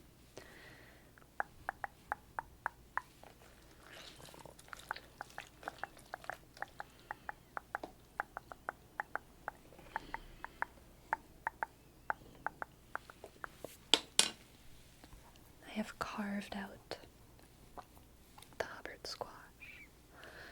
The Hubbard squash. She hath been emptied. It's so true, love to sleep. It's so true. I guess I will have to go over the family again. Gourds are melons, summer squash, and winter squash. Melons are summer melons like cantaloupe, honeydew, watermelon, and papaya. And there's also vegetable summer melons like cucumbers. And then there's summer squash, which are zucchini and yellow squash. And then there's winter squash, which are pumpkin, spaghetti squash, Hubbard squash, acorn squash, delicata squash, butternut squash, gem squash. All of those. Pumpkins get special treatment in America because they're the Halloween one. But in a lot of languages, all winter squash are just called pumpkin. But in American English, usually pumpkin is the orange one, and it has a specific face. Well, what do I mean? I meant shape, not face. Sorry, that was very funny to me. It has a specific shape, but then all the other ones are just considered winter squash and not pumpkin. But in some parts of the world, all of these, acorn, delicata, spaghetti, Hubbard, butternut, they're kind of all called pumpkin, but not in America. And yes, cucumber is a melon. Cucumber is a melon. Cucumber is a melon.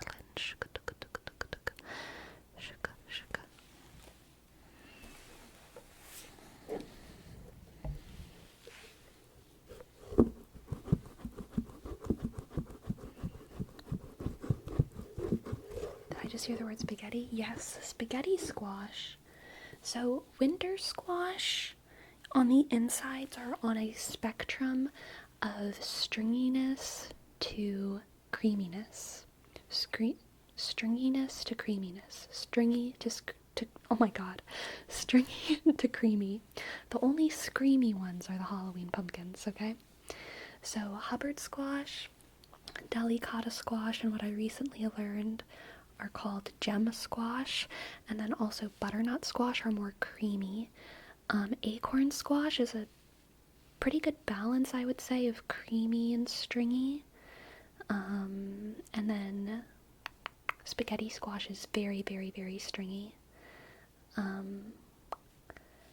Yeah.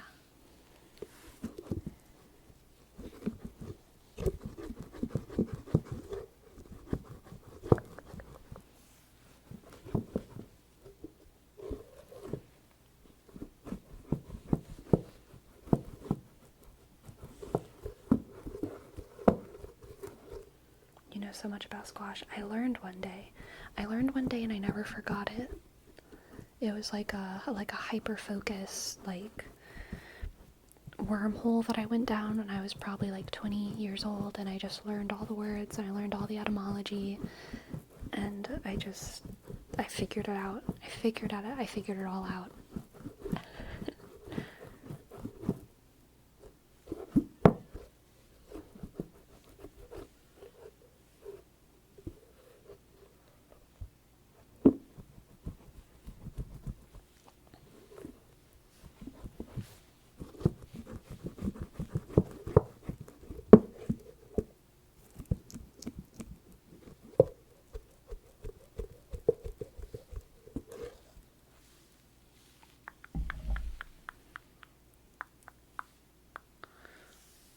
I am the squash. Oh, I just like dropped it a little bit. Yeah. Dun, dun, dun, da, da, da, da, da, da, da, dun, dun. How are you gonna eat that squash? I'm gonna bake it. I'll probably like cut this one a little bit more before I bake it.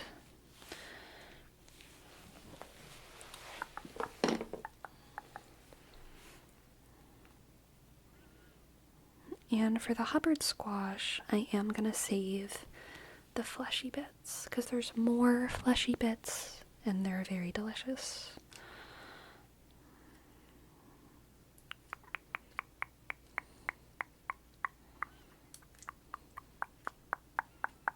But now I am going to separate the seeds from the flesh. Please tell me you're going to use the seeds to cook. Yes, I will. I will. I have beneath me the big bowl of seeds. I'm just sorting through the flesh and seed mixture, letting the seeds kind of soak a little bit so that they're easier to wash.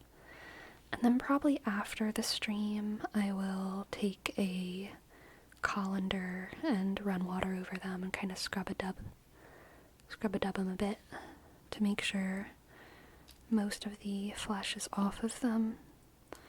And then I will bake them at 350 degrees Fahrenheit for about 15 minutes or until golden. And I'm probably going to make them cinnamon sugar flavored with a little bit of cinnamon, a little bit of sugar, a little bit of salt, maybe even a little bit of ginger.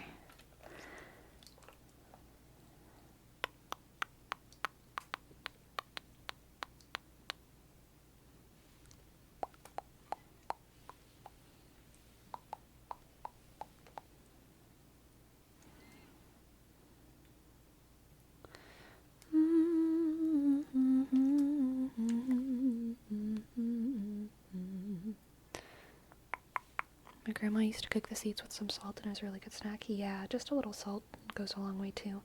I might make one small batch with just salt.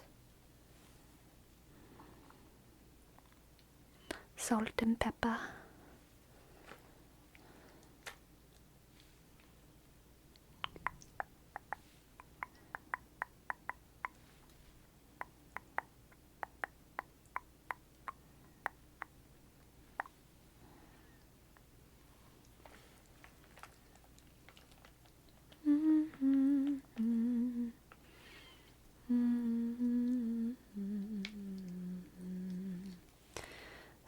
Separating seeds from flesh. It's crazy how all life is connected. And it's crazy how very human the anatomy of fruits and vegetables are. Like, when you spend too much time with them, you just start seeing the human in everything you cook. You know what I'm saying? You're like, oh my god, nature is just the same shapes over and over and over again, isn't it? Because those shapes work for some reason.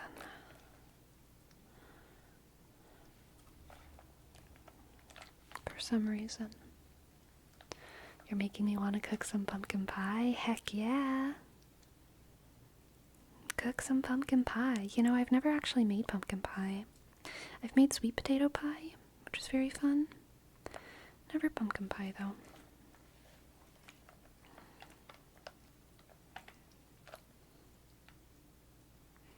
I think sweet potato and pumpkin pie taste pretty similar.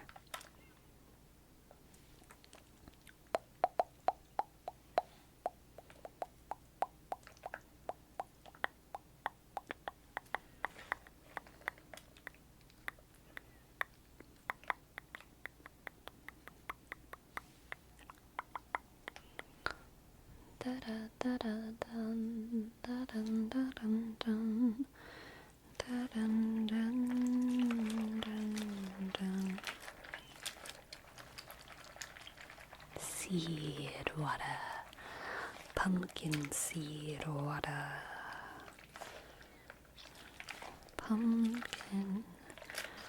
pumpkin seed water. So I have a question for people who are good. I've taken out all of the fleshy insides that I'll probably just bake with the rest of the squash. And I have the seeds that I'm going to separate for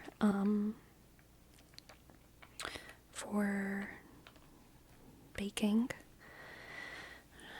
But once I drain this water, it's going to be orange raw squash water.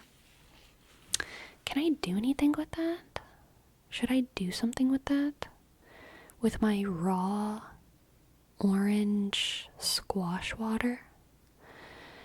It's not going to taste good just like that, but I feel like I should use it. Water plants with it, or make like a soup? I might make some kind of soup. I feel like it'll taste bad.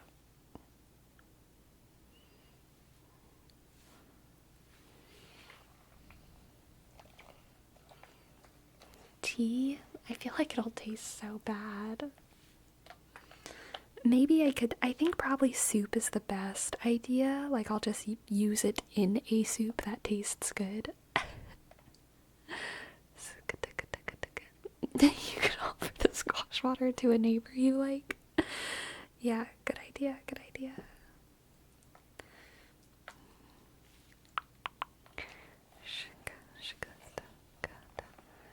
Sauce, like a creamy, thick, creamy sauce. Yeah, that sounds good. Use aromatics like carrots and celery for a good soup. Are carrots considered aromatics? I feel like carrots aren't really aromatics, but garlic and onion and celery. Oh, sounds good. Do y'all know what the Cajun Trinity is?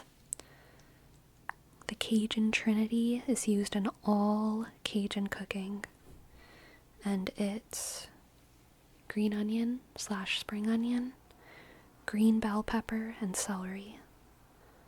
The Cajun Trinity.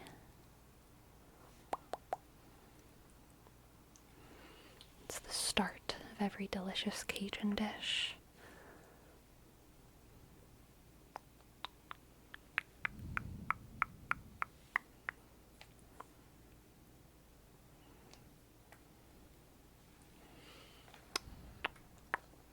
Is it okay if I compliment you?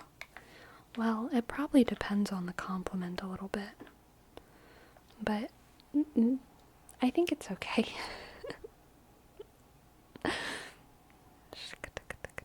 Okay in general.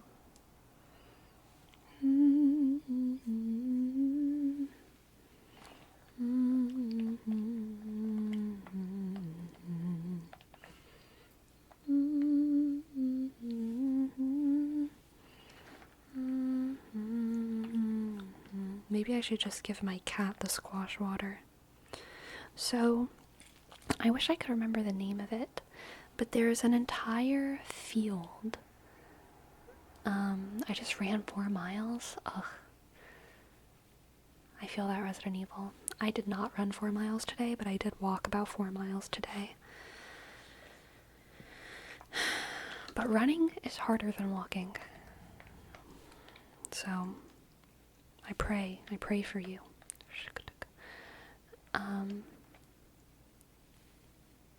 My cheekbones. Interesting. Thank you. I feel like I don't even have cheekbones.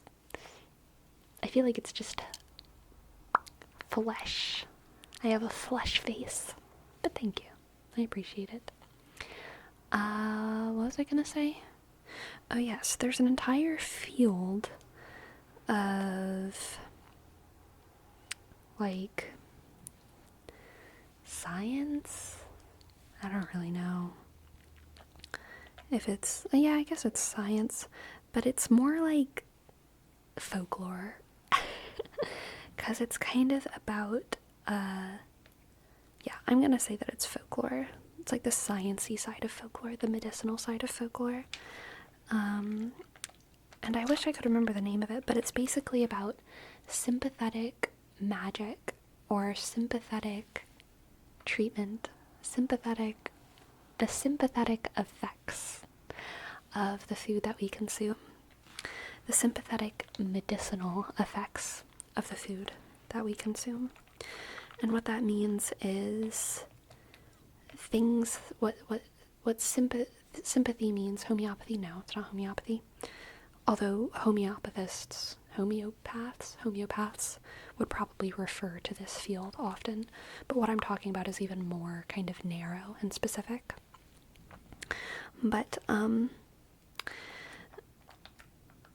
what sympathy means in this context is that things that look like parts of the human system must be good for that part of the human system.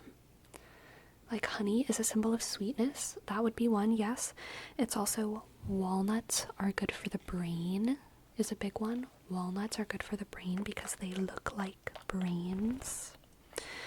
And winter squash it's in Chinese medicine. I think it's pretty cross-cultural. Hey, no, none of that. No claw scratching, carpet scratching. I don't think it's specific to Chinese medicine, but it is cross-cultural. It's like a thing that we see across cultures, practiced in cultures in different ways. Beans for the kidneys, yep, beans for the kidneys. Carrot being good for the eyes would not be one, because carrots don't look like eyes. But yes, beans good for the kidneys, walnuts good for the brain, squash is good for the immune system, and the way that is considered sympathetic magic is because they're so hard. Squash makes you hardy. Squash makes you stronger to resist viruses and disease, which is, I mean, true. It's why squash is so much more resistant to, forms of blight, is because their skin is so thick. And so whatever ancient medicinal practitioners noticed that, assumed that, eating squash would therefore make humans more resistant to various forms of disease. If we ate squash, we too would form a sort of thick barrier.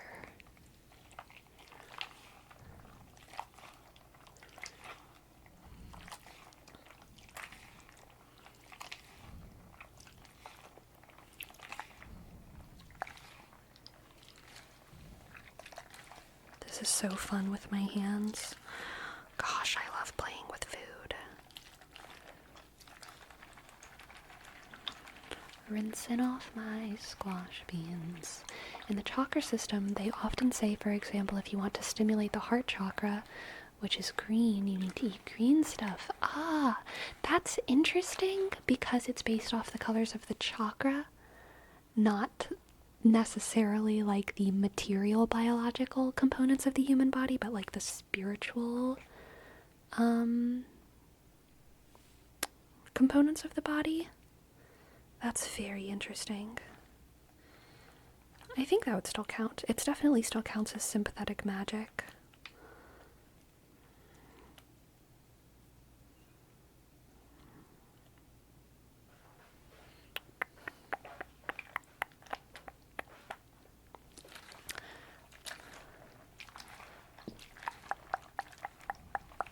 Is that where the idea that the Three Sisters stew is a stew of health and hardiness because it includes squash?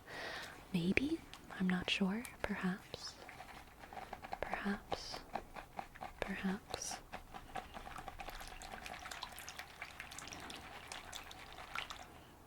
Now my hands are actually more orange from putting my hands in squash water. Squash water hands.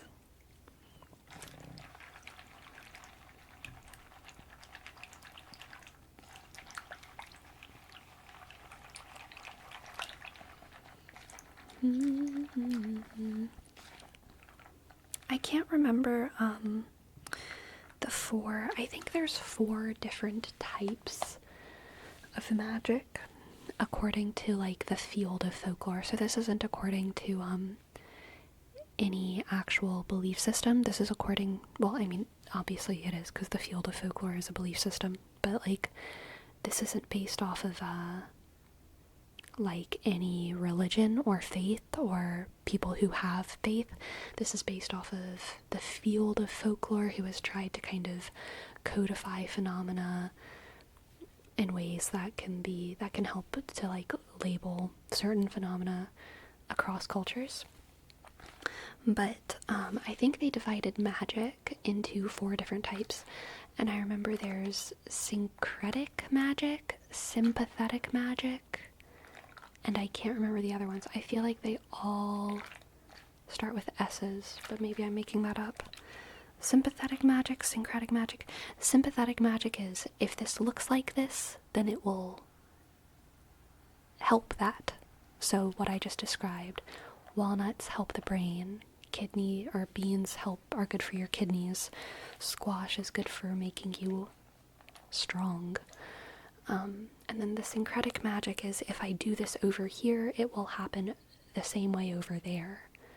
So voodoo dolls are like syncretic magic. If I do this to this thing, it will happen over there. Voodoo dolls are kind of sympathetic magic as well, I guess, because the voodoo doll looks like the thing. But it's also like, if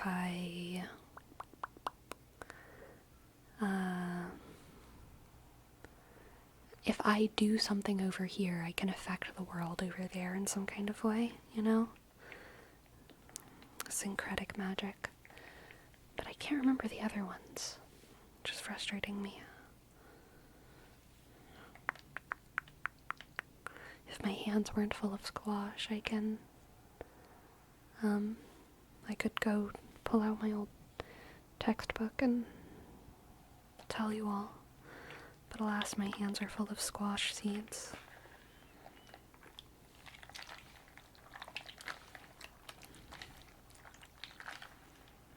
Like the butterfly effect? No. Because the syncretic is about the present. It's more like,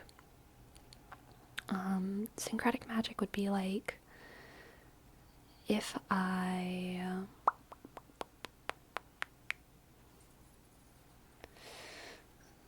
draw a picture of a bird tonight, then on my husband's journey while he's at sea, he's gonna see a bird and know that I'm thinking of him, because he always calls me bird. If I do something over here, it will happen over there.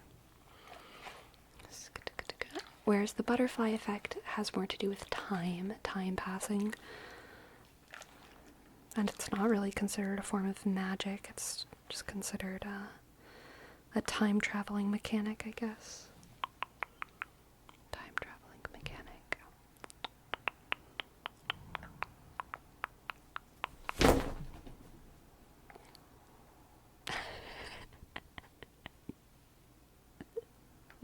She done fucked up.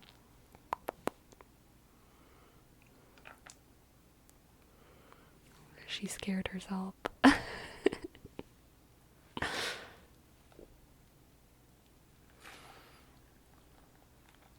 Symbolistic magic? Maybe. You know what? It's about time for my break, so I'm just going to wash my hands and I'm gonna get my folklore book out and we'll figure it out. We'll figure it out together, okay? I will be back in 5 or so minutes.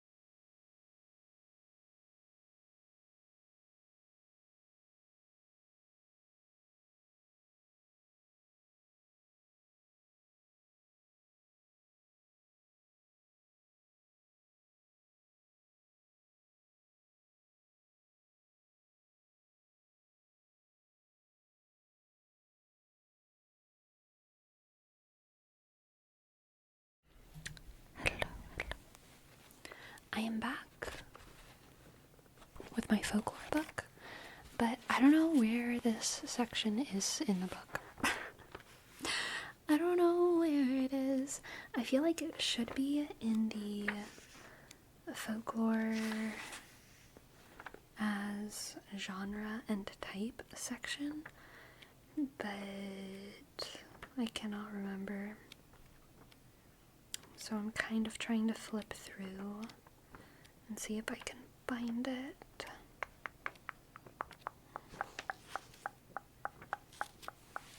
Click, click, click. Let's see if I can find it. Let's see if I can find it. Dun, dun, dun, dun, dun.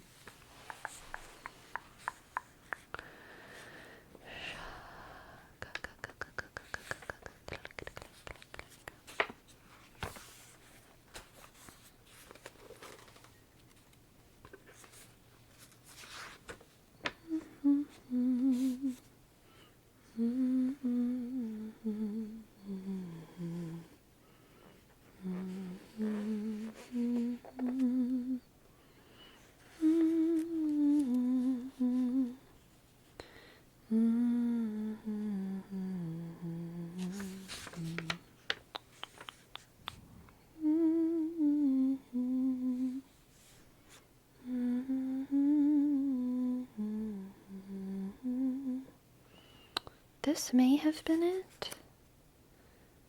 Sign superstition, conversion superstition.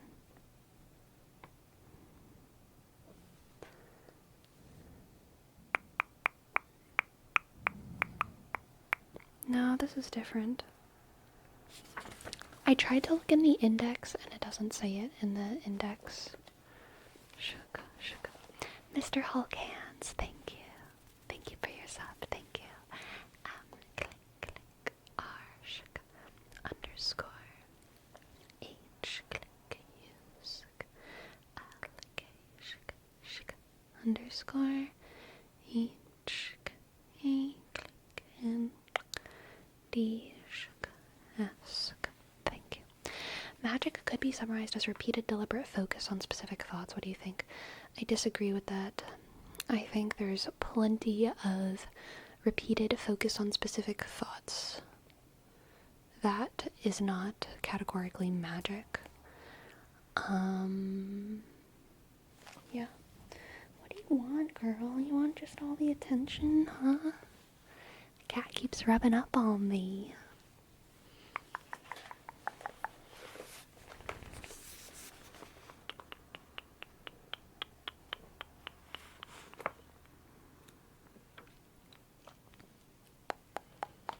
I will read this passage on different types of superstition, though.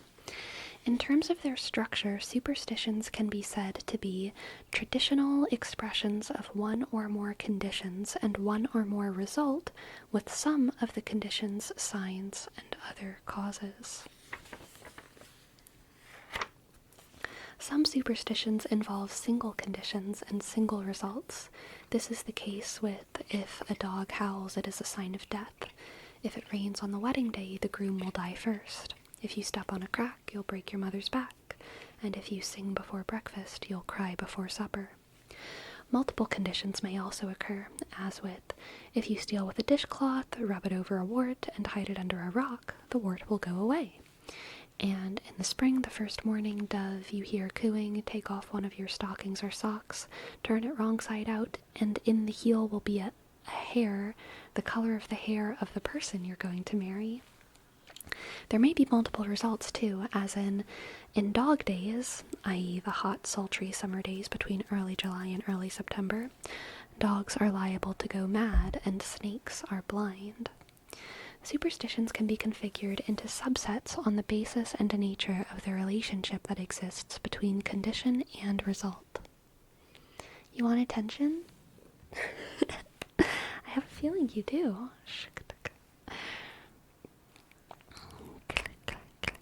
Sometimes their relationship is temporal and non-causal.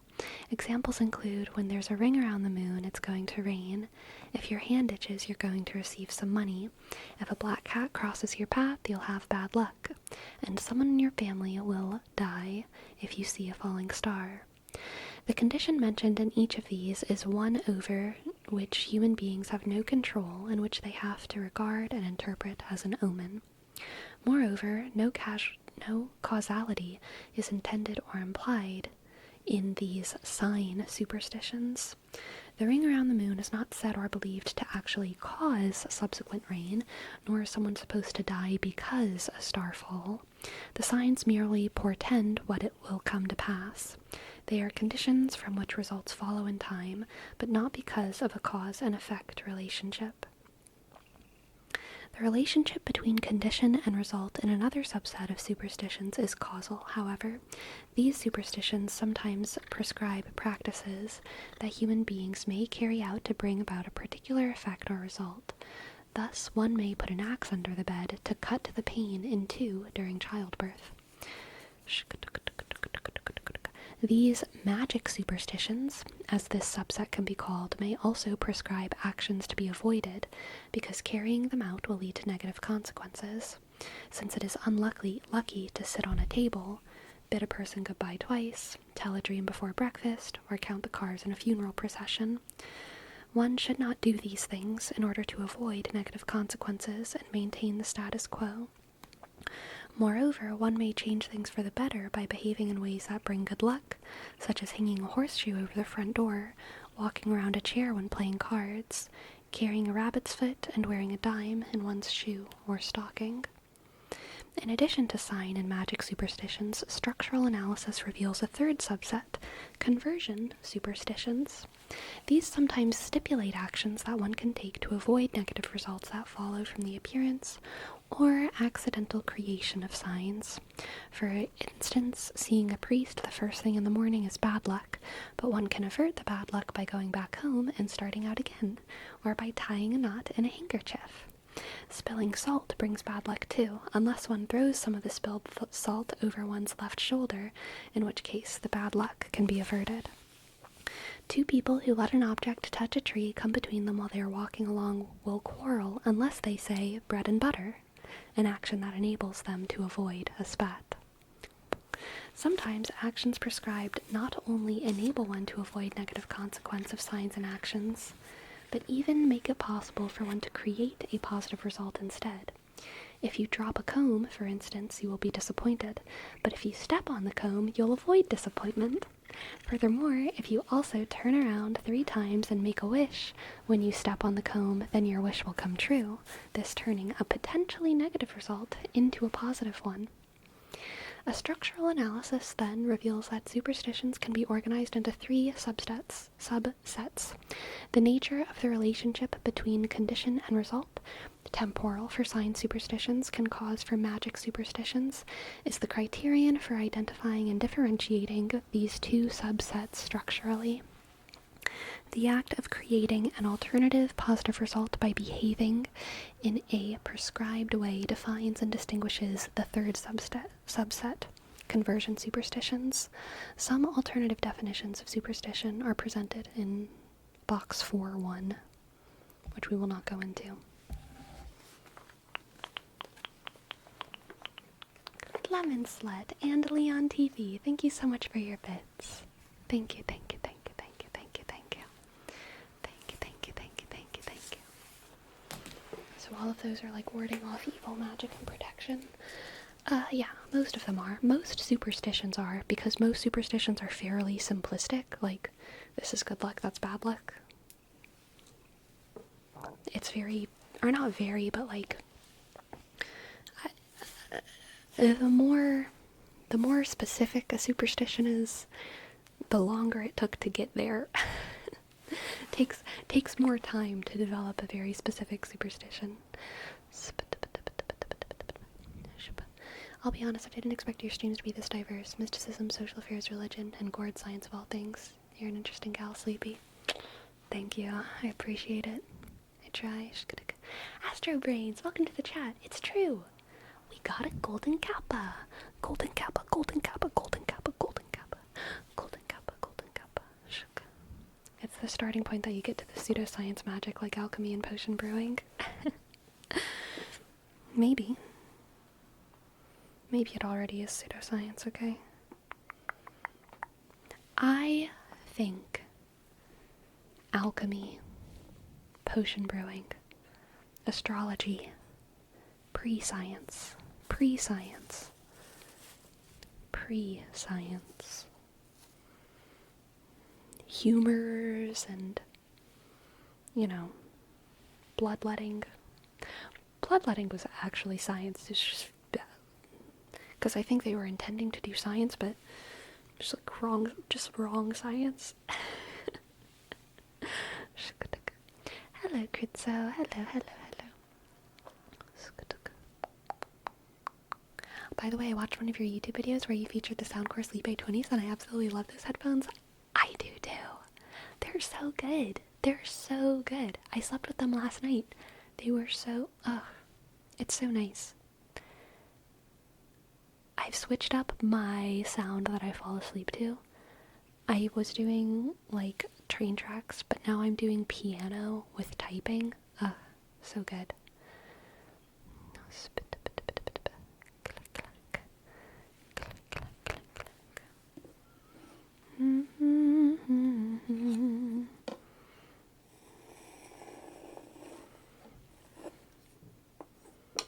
Let's do some more of these squash sounds, huh?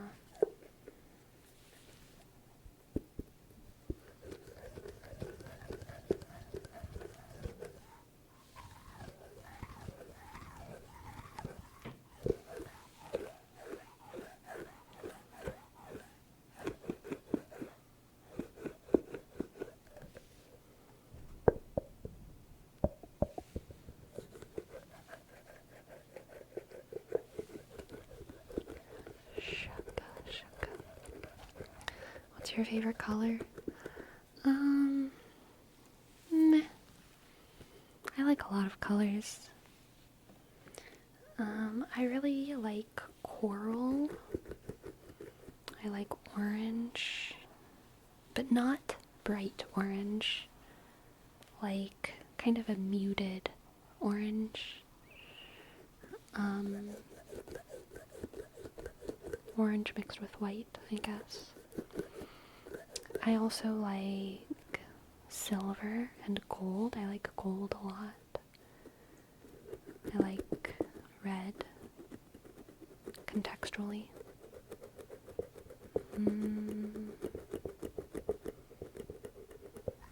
I like pastels.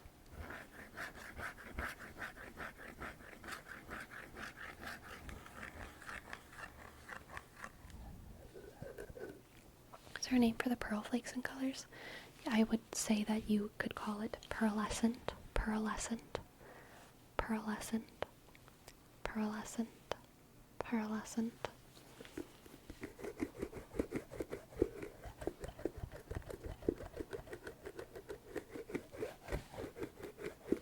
I like matte colors.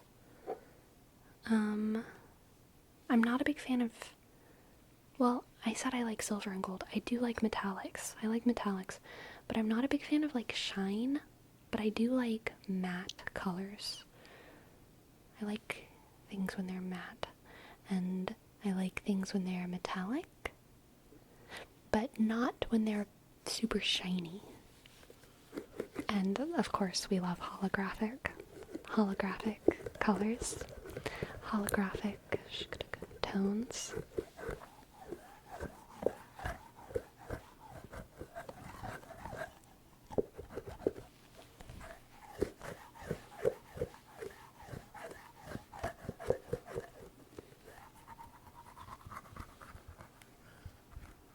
I had a matte rose gold ring. That sounds beautiful. Matte rose gold sounds gorgeous. Do you have a color you don't like? I'm not a big fan of green, most greens. And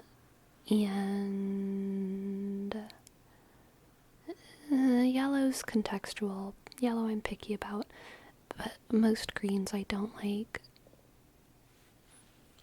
And like, just bright orange I don't like either. And this color, I don't like hot pink. I don't like this color.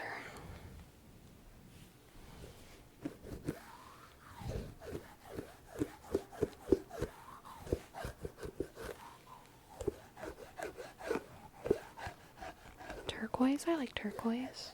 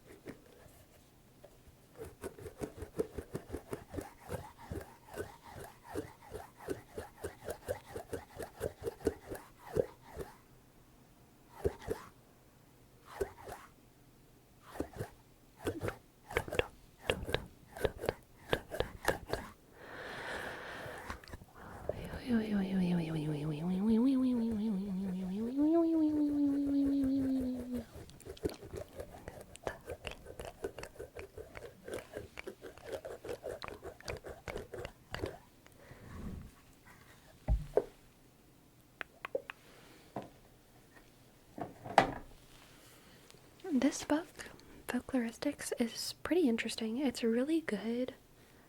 It's an interesting introduction to folklore because the way that it introduces folklore is by talking about all the different ways to categorize and organize folklore.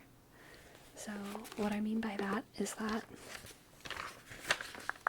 let me just go to the table of contents. Is there a table of contents? Oh my word. There's actually not a table of contents. That's ridiculous. But the first section is folklore as a historical science. Kind of thinking about folklore from an evolutionary perspective. And then there's survival, continuity, and historical source. So this is kind of talking about, like, this is a way to organize folklore where you're like, it seems like all Sleeping Beauty myths are rooted in this. That's when you are looking at folklore as revival, continuity, and historical source. Survival, continuity, revival, continuity, survival, and historical source. And then there's folklore as genre and type, which is like what we were talking about before. Let's look at all these types of different sympathetic magic. Let's look at all these different types of superstitions. Let's look at all these different types of ballads. Let's look at all these different types of big furry monsters in the woods. Folklore as genre and type.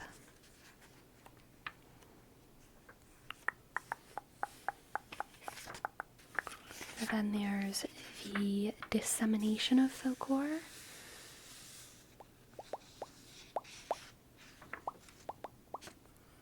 Which is looking at folklore based off of different ways that it has been disseminated. Like, these are all of the different types of folklore that children seem to disseminate with their games. These are all the different types of folklore that seem to have crossed oceans with immigrant groups. These are all the different types of folklore that seem to have been communicated through TikTok.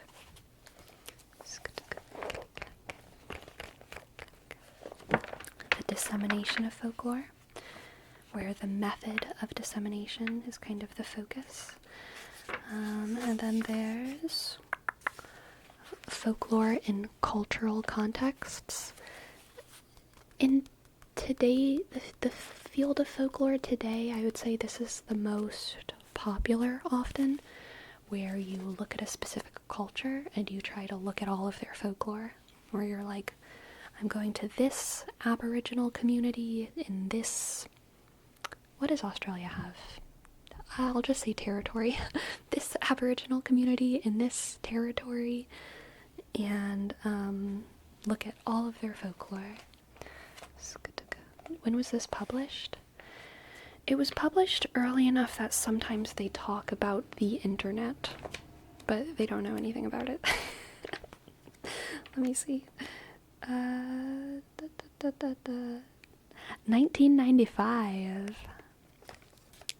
1995. Shook.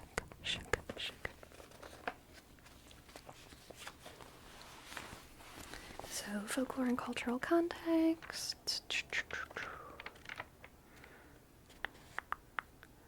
Folklore in the culture of groups in contact, which I think is kind of the same. Folklore in the culture of groups in contact, so it would be kind of like, let's look at all the Native American folklore. Folklore in the culture of many, many groups in contact. Taking a culture that's actually much more than one culture and much more than one group, and kind of like looking at what they share.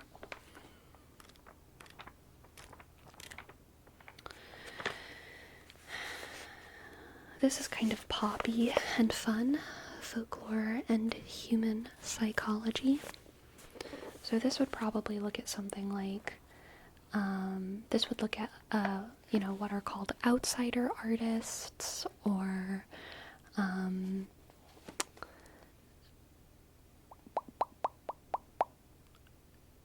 why do we make friendship bracelets? Kind of the Evo psych side of folklore, like, why are we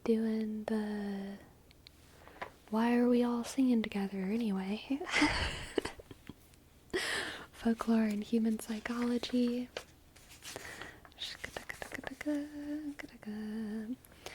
Right, also like rule-breaking folklore, when corporations co-opt folklore, disobedience folklore. What's rule-breaking folklore? It's kind of like any time that a specific folk idea, folk practice, is created in specifically kind of to rebel against like an institution.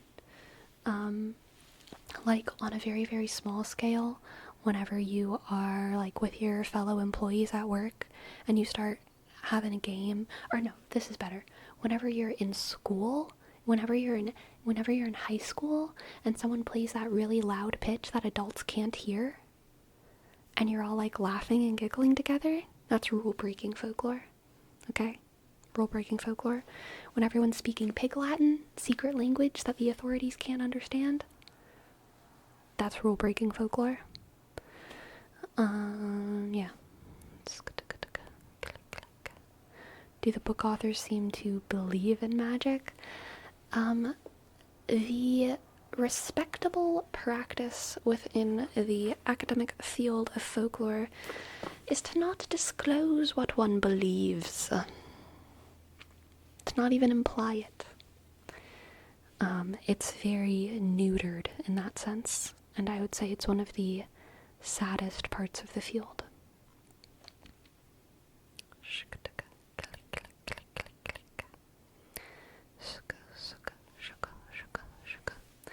I would say people in the field of folklore are much more likely to be spiritual than people in other academic fields, but they are still institutionalized academics, and they are highly incentivized to keep their personal beliefs out of their work, because it would discredit them if they believed in anything too hard.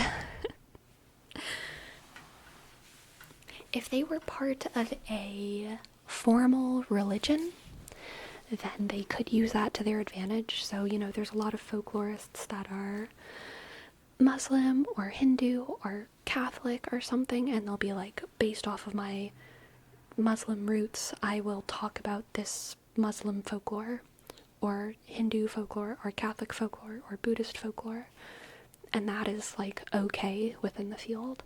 But to believe in a kind of amorphous spirituality, or to not only use your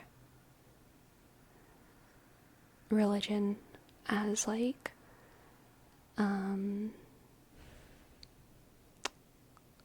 something to give credence to like what you're talking about. If you're just like throwing it out there, then it would be considered like unprofessional, which is unfortunate in my opinion. I think it's sad because it's a field of people who love magic and who don't feel like they have a right to believe in anything because they're trying to be professionals. And that makes me sad. It just makes me sad for them. LOL, it reminds me of Carl Jung books in which he seems highly detached and objective, but when you read his diaries, he was a hardcore believer in all things astro, tarot, magic. Yeah, I would say it's not dissimilar to that. Like Graham Hancock taints a lot of his ancient Civ work with fantastical ideas about psychedelics. Yeah. Hello, Hungry Computer. Welcome to the chat. There's someone I follow on YouTube that is a Norse paganism scholar that I use as a main source for my worship practices, and he states almost every video how it's definitely not real. Yeah. Exactly. Like, within the field of folklore, if you're Catholic, you can use your knowledge of the saints and your silly little prayer rhymes and the little rituals the Cajun Trinity, like I talked about earlier, that would be considered kind of Catholic Cajun folklore. It's cuisine folklore, but it uses the word Trinity, obviously, because it's a reference to the Catholic Trinity. Like, talking about that and saying, as a Catholic, I grew up and I know all these silly little prayer rhymes and these patron saints and these blah, blah, blah, blah, blah. Like, that would be okay. But if I were to, in a paper, as a, like, academic Catholic, swear my fealty to the Pope,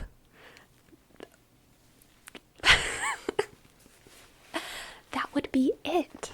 That would be it.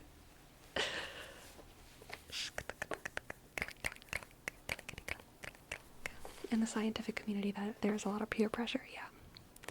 Yeah, I agree. So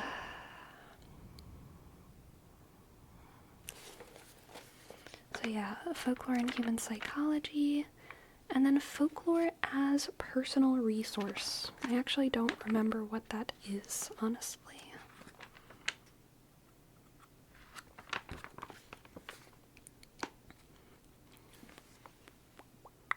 The behavioral perspectives and folkloristics reveal that folklore is learned, reinforced, and rule-governed. It also indicates that folklore can be viewed as an expressive manifestation of physical, cognitive, and psychological states and processes. But those employing the behavioral perspective also recognize the fact that every human being is unique. Therefore, while a given example of folklore may be expressive of such things as an unconscious repression, a stage in psychological development, or an intuitively learned behavioral law, it is the way a folklore example fits into a person's distinctive continuum of experience that makes it relevant and meaning for the individual. Okay, folklore is a personal resource. So this is categorizing folklore based off of, like, why specific people do it. So, looking at baseball folklore would be looking at folklore in, like, genre and in social groups. Would be like in cultural contexts.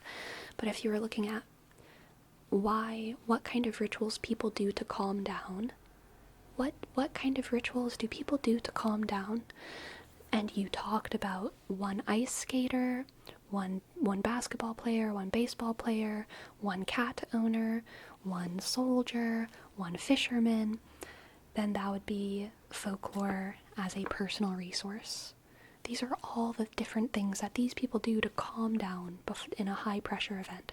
Or these are folklore things that people do before bed. Yeah. Folklore's personal resource. I think that's the last. Yeah, that's the last chapter. What's the Catholic Trinity? Yeah, the Father, Son, Holy Spirit. Yeah. So folklore is subjective? I don't even know how to answer that question. I'm gonna be real. I don't know. That's like saying, like, is a vegetable subjective?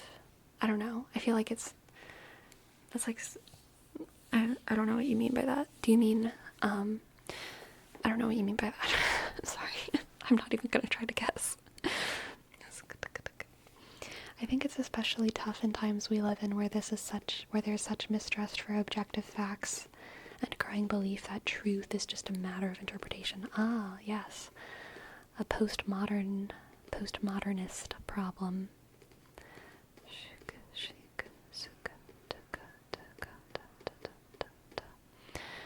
Okay, kind of like how after Katrina, a lot of people turned to folklore healing when all the other systems were overwhelmed as a way to calm themselves and seeking some stability. Yes, exactly.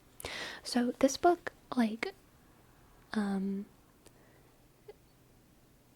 is talking about different ways to categorize folklore, not different types of folklore, if that makes sense. That's why it's called folkloristics. It's the study of folklore as a field. So, every type of folklore, you can categorize it as an evolutionary psychology thing or a personal resource thing. You can look at it in its cultural context. You can look at it as a surviving relic of a past time or of a distant place. And all of these things are valid ways to categorize like the same piece of folklore, whether that's material folklore or verbal folklore or material, verbal, or customary folklore. Where do cryptids fall in these categories? In all of them. All of them. Every type, material folklore, verbal folklore, customary folklore, all of these things can be categorized in their cultural context, as a personal resource, as a result of evolution, as a result of human psychology, all of them. So it's not like, oh, where does this folklore fit? Oh, it fits on this page. No. It's like, how do I want to talk about folklore? Do I want to talk about folklore based off of the cultures that it comes from? Do I want to observe a culture and talk about all their folklore? Do I want to talk about different ways that people use folklore in their day-to-day life from every culture? Do I want to talk about the dissemination of folklore throughout culture? Do I want to talk about folklore whenever it exists to rebel against tyrannical governments? And you can talk about, you can decide to categorize folklore in many different ways. I hope that makes sense.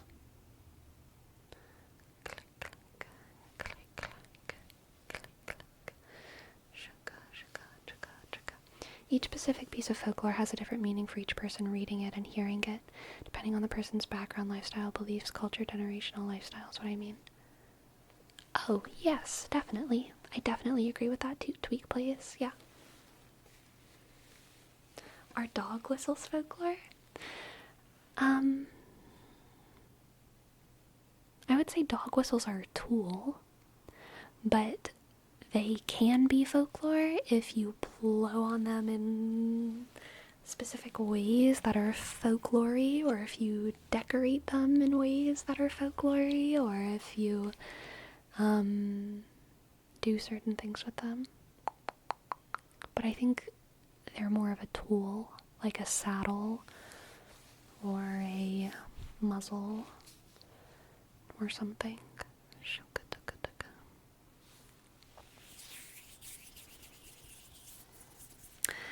Anyway, my friends, I think it is time to end this stream.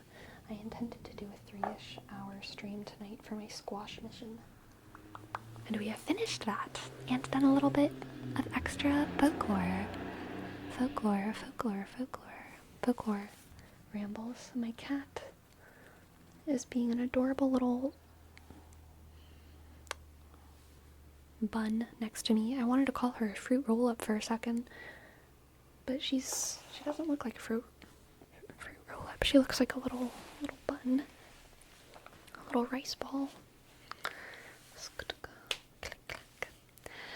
Okay, what are we gonna name the stream? Squash cutting. Squash cutting.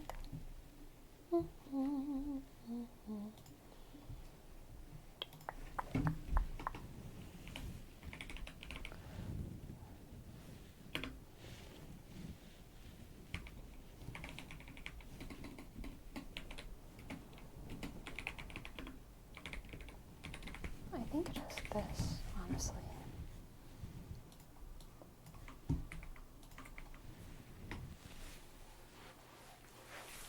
How's that look?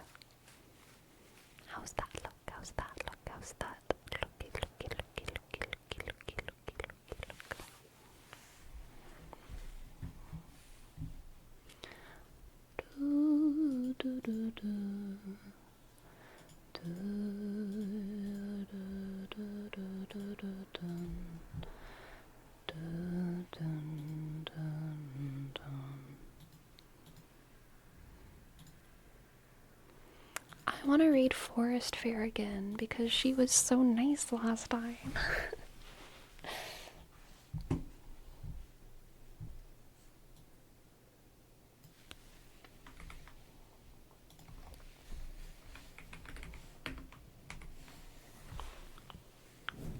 Poor religious diet conversation got forgotten. Yeah, I don't even remember it. To be honest. Alright, my friends. Thank you so much for spending this night with me. Good night.